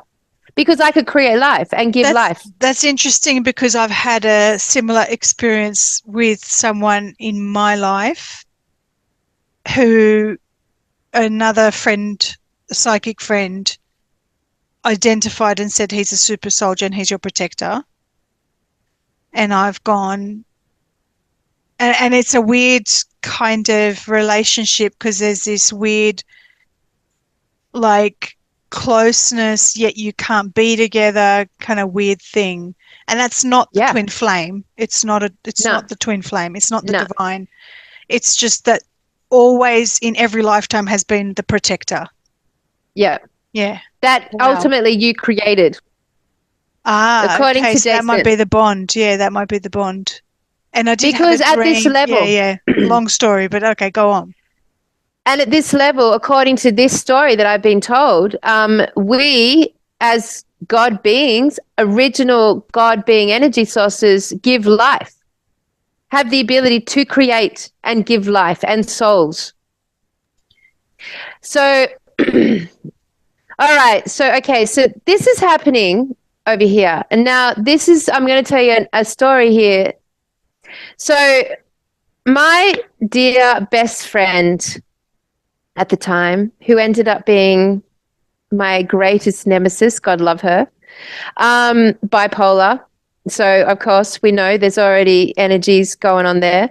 Entities. Yeah. Mm-hmm. Yep. All right. So she would have these manic experiences, which would send her up to high highs. Very genius, very talented, very musical, amazing. We had an amazing 4 years. I loved her with all my heart.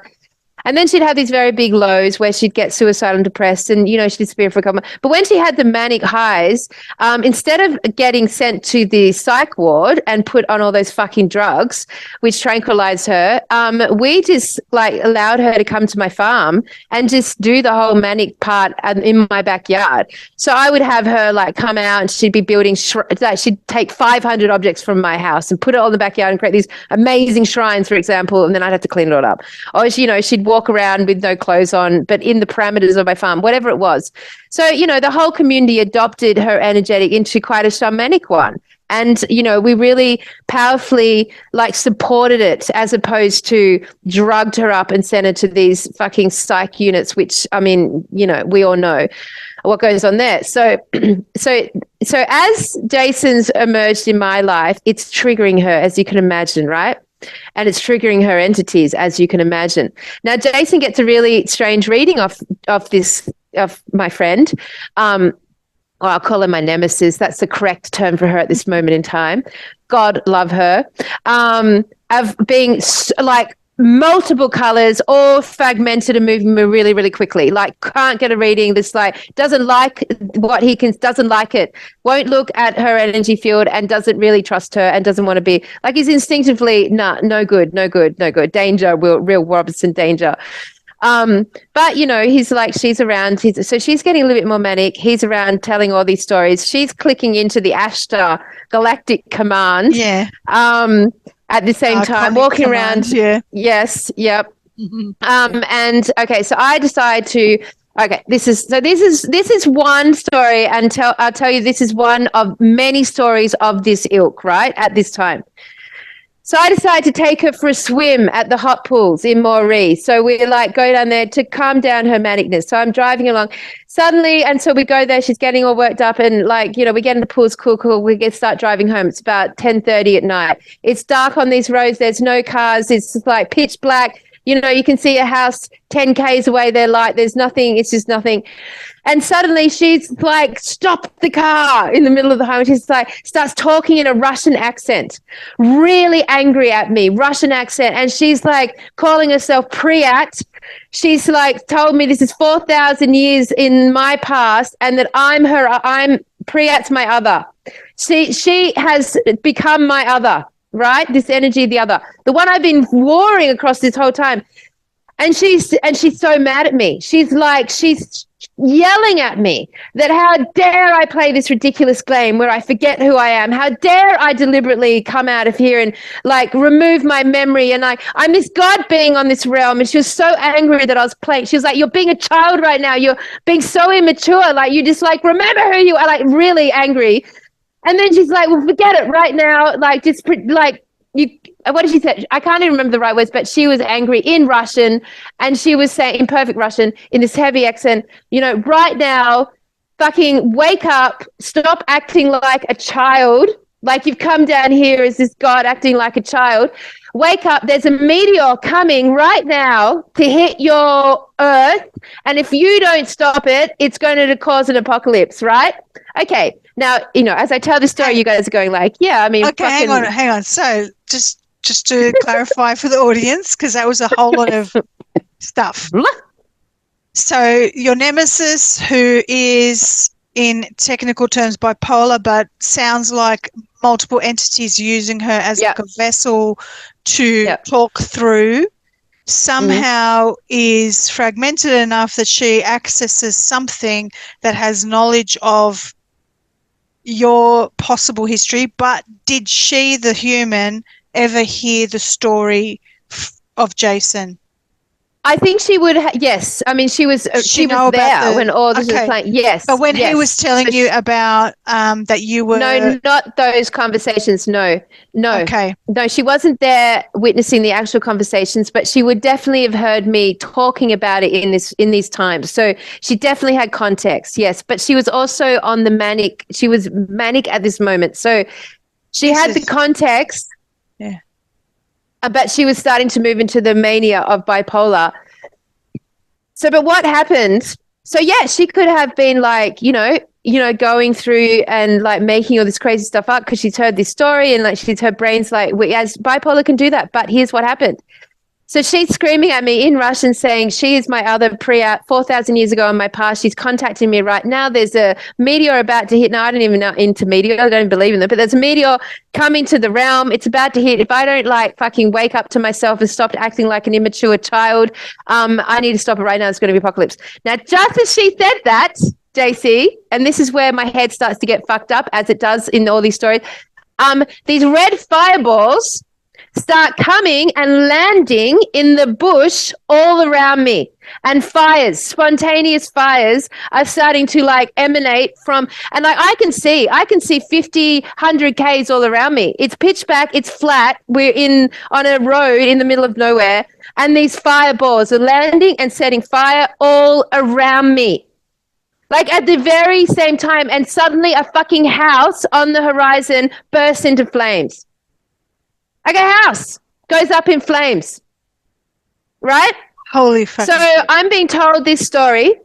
She's screaming at me that I'm this, like, I've made this retarded decision as a god to come down and forget who I am, and it's the biggest joke of the universe.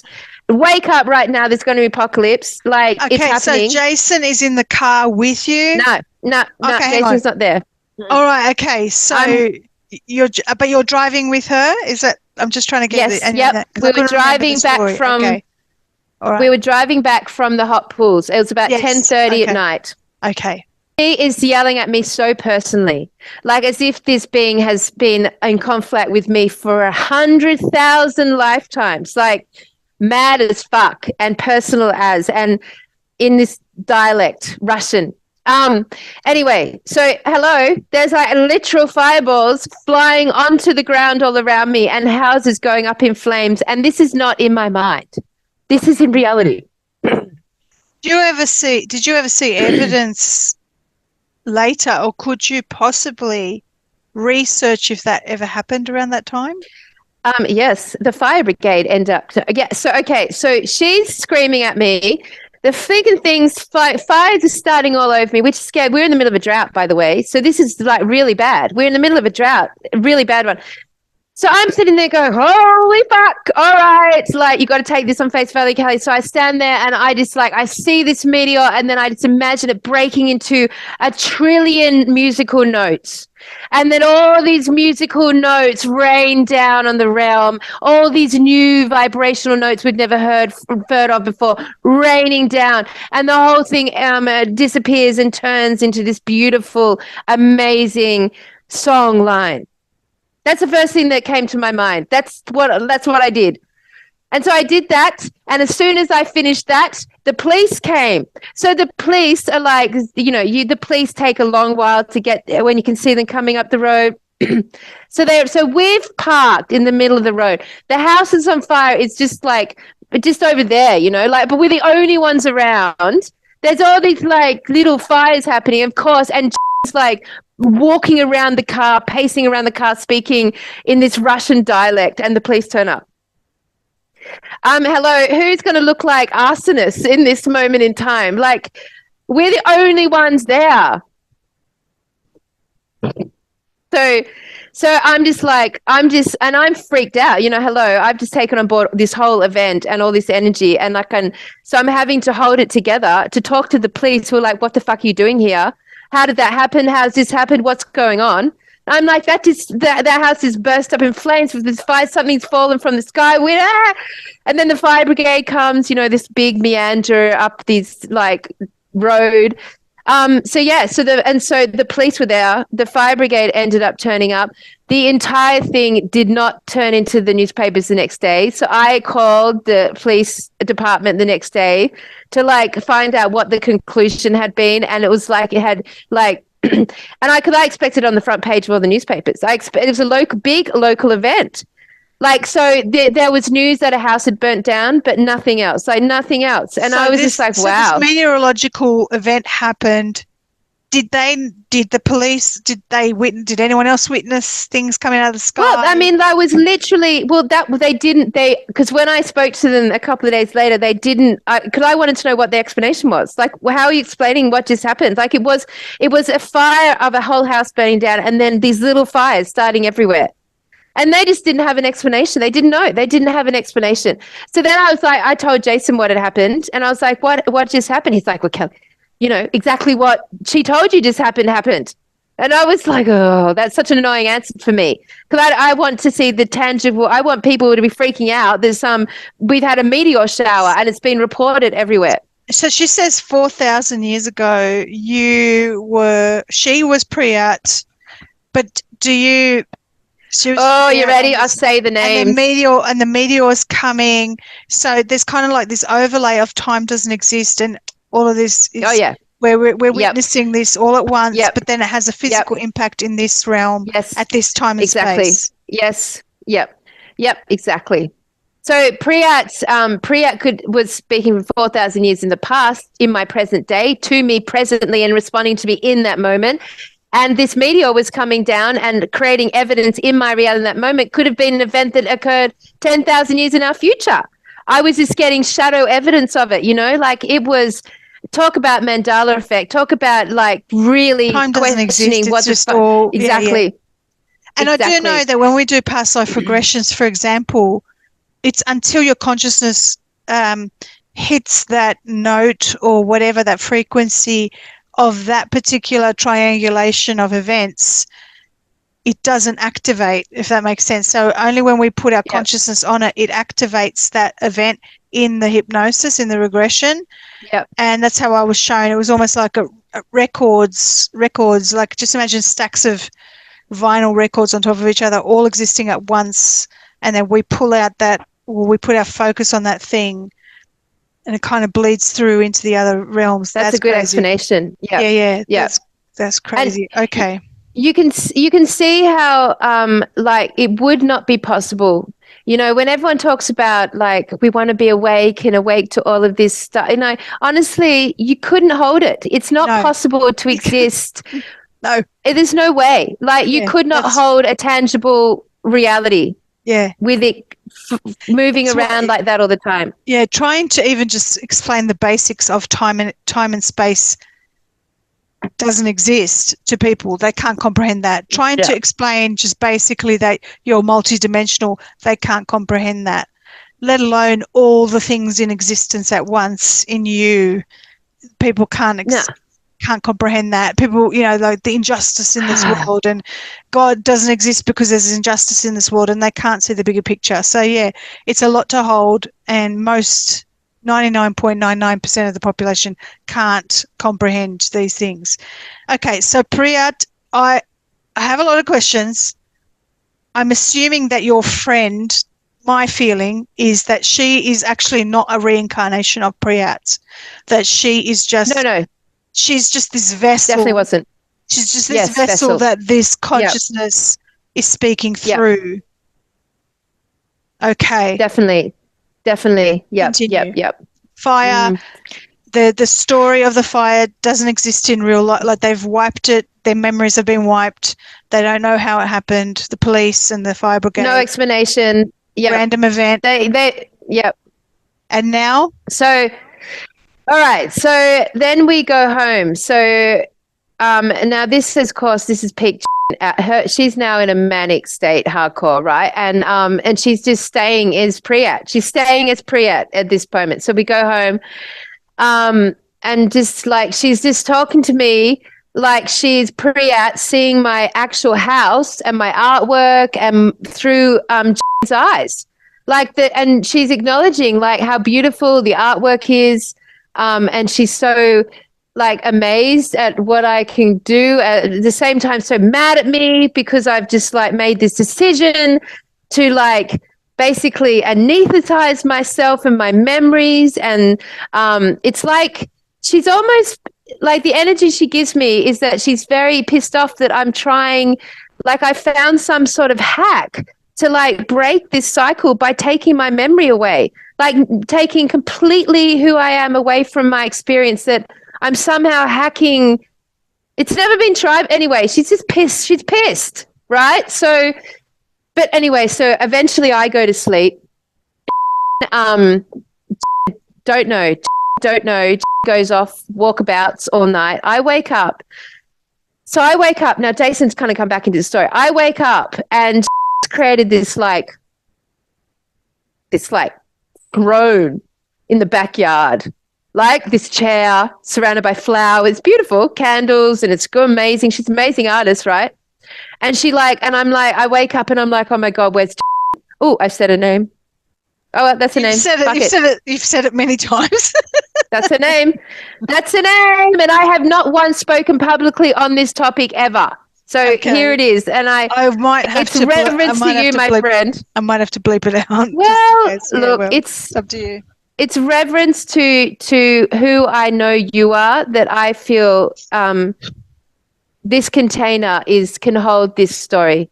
So I'm happy not to hold any details back. Her name's Okay, go on. She's on a throne. She's on a throne. Yeah, so she's not on a throne. She's made a throne. She's made a throne. And then I wake up and she basically from bed takes me to this throne, right? Yeah, so she takes me to the throne and she starts, are you ready for this? This is it. This is the sort of thing that tripped my head. She starts channeling Ramtha. What? Now, here's a few things. Okay, so wow. Okay. Now, I am a big student of Ramtha's. I have been in my past, not so much now, but I love that Hierophant teacher. Now, one thing Ramtha says, and has always said, is that he will never channel through another entity ever. Like, if ever you find anyone saying they're channeling Ramtha, that's never going to be him. He will exclusively only speak to JC Knight, about to say JCK, and that's that, final. So she starts to channel Ramtha. So I'm just thinking, oh, here we go. She's just being manic. Like, I know for certain that this can't be real.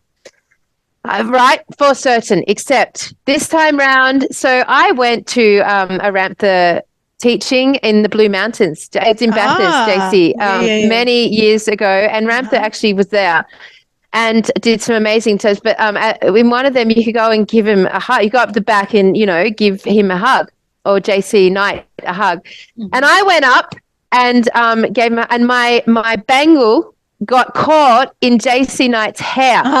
Now, Ramtha isn't really in this body. He's just operating the vehicle, so he's not really so he's not even conscious that I am entangled in his hair, right? Not even conscious of it. So he's marching, and Ramtha marching down back to the stage, and I'm like having to chase behind him, trapped in his hair, right? Trapped in JC Knight's hair. Mortifying, so embarrassing.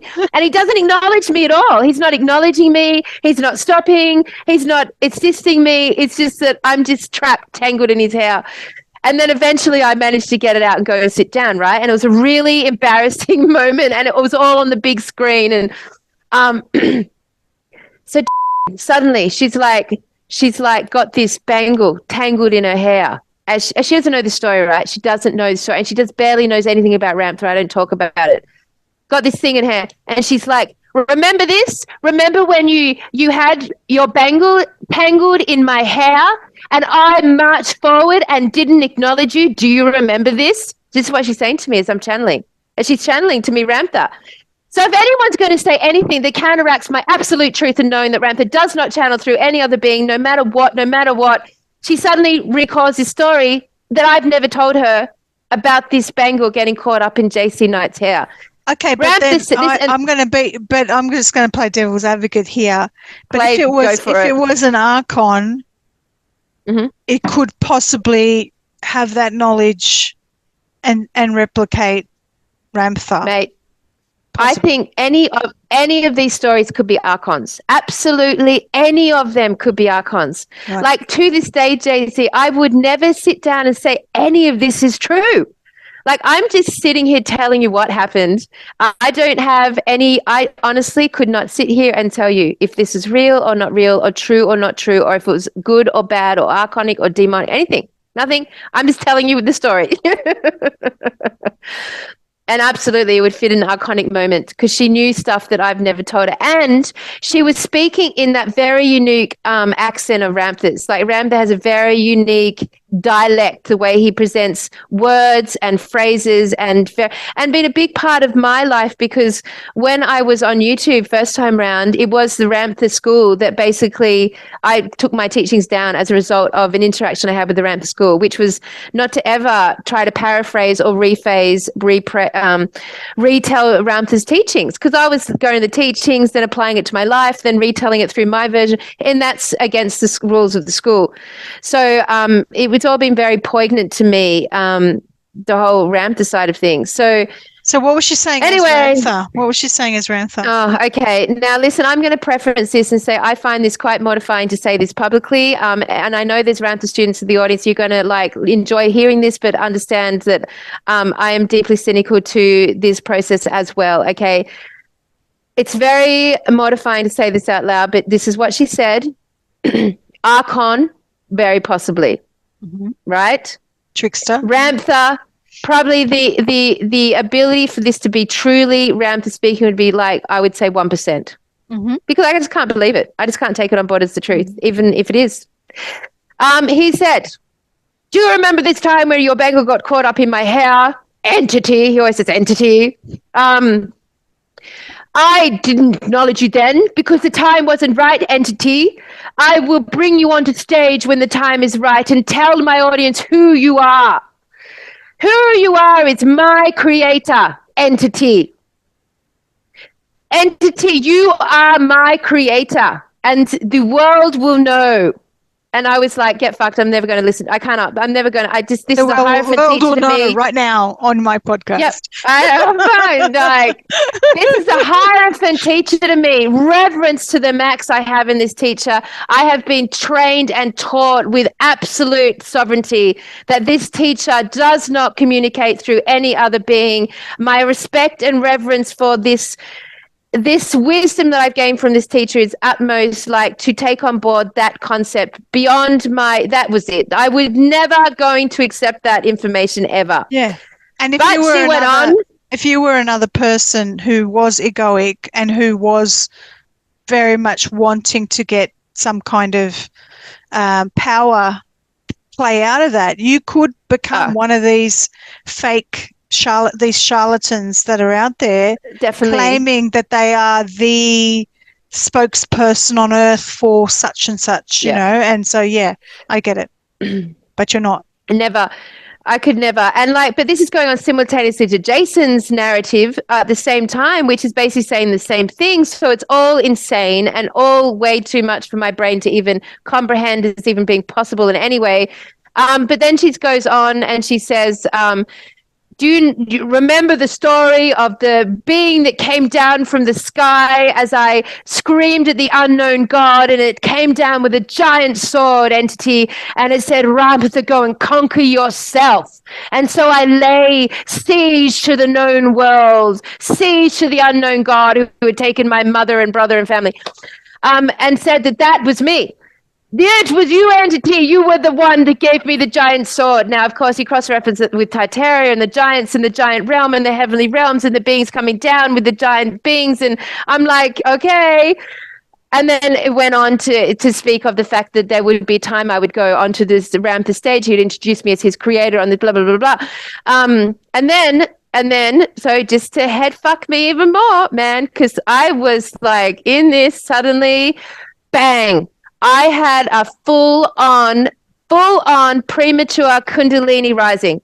Full on, my temperature went off the charts. I can tell you it's really tiny, but flying up my spinal cord, right through my crown, bang out of my head. The whole world went completely it was like I was staring right into a light bulb. It went so bright. I could not even open my eyes. Everything went bright.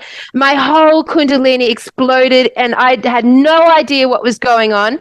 No idea, no training in that, no discipline, no idea how to contain it, respond to it. I just broke through something in me, broke through so intensely that after that moment, I checked myself into a hotel. 3 days in darkness, I sat. 3 days, JC. I turned down all the blinds in darkness to calm my fucking Kundalini down to a point where I could interact with society on any fucking level. And I, for weeks and weeks after that, could not look anyone in the eye. And I am big at looking people. I could not look anyone in the eye. Every time I cast my eyes on someone, I would know everything about them. And it was horrific. Yeah. The first person in many, many weeks I could cast my eyes on and broke through this and return me to some level of normalcy was an old man selling bananas in a vending, like a street stall. Mm-hmm. Mm-hmm. I have never, ever it's to this like day a Doctor Who episode. Come on, let's just face it. It's fucking it's like, crazy, right? when Donna gets, I don't know if you've watched Doctor Who, but when Donna gets the Time Lordy stuff coming through her, the light, trying to hold that in a human body is too much. This is crazy. I've had a very, very, very minuscule version of that happen to me, and I couldn't cope with feeling and knowing and reading people's everything. And I had to lay down for like a day, but it was not the bright light thing that happened. So, okay, this is intense. I think this is going to have to be a 2-part video, just letting you know. And that's okay. Like, we'll split this up and we'll talk about it in 2 parts.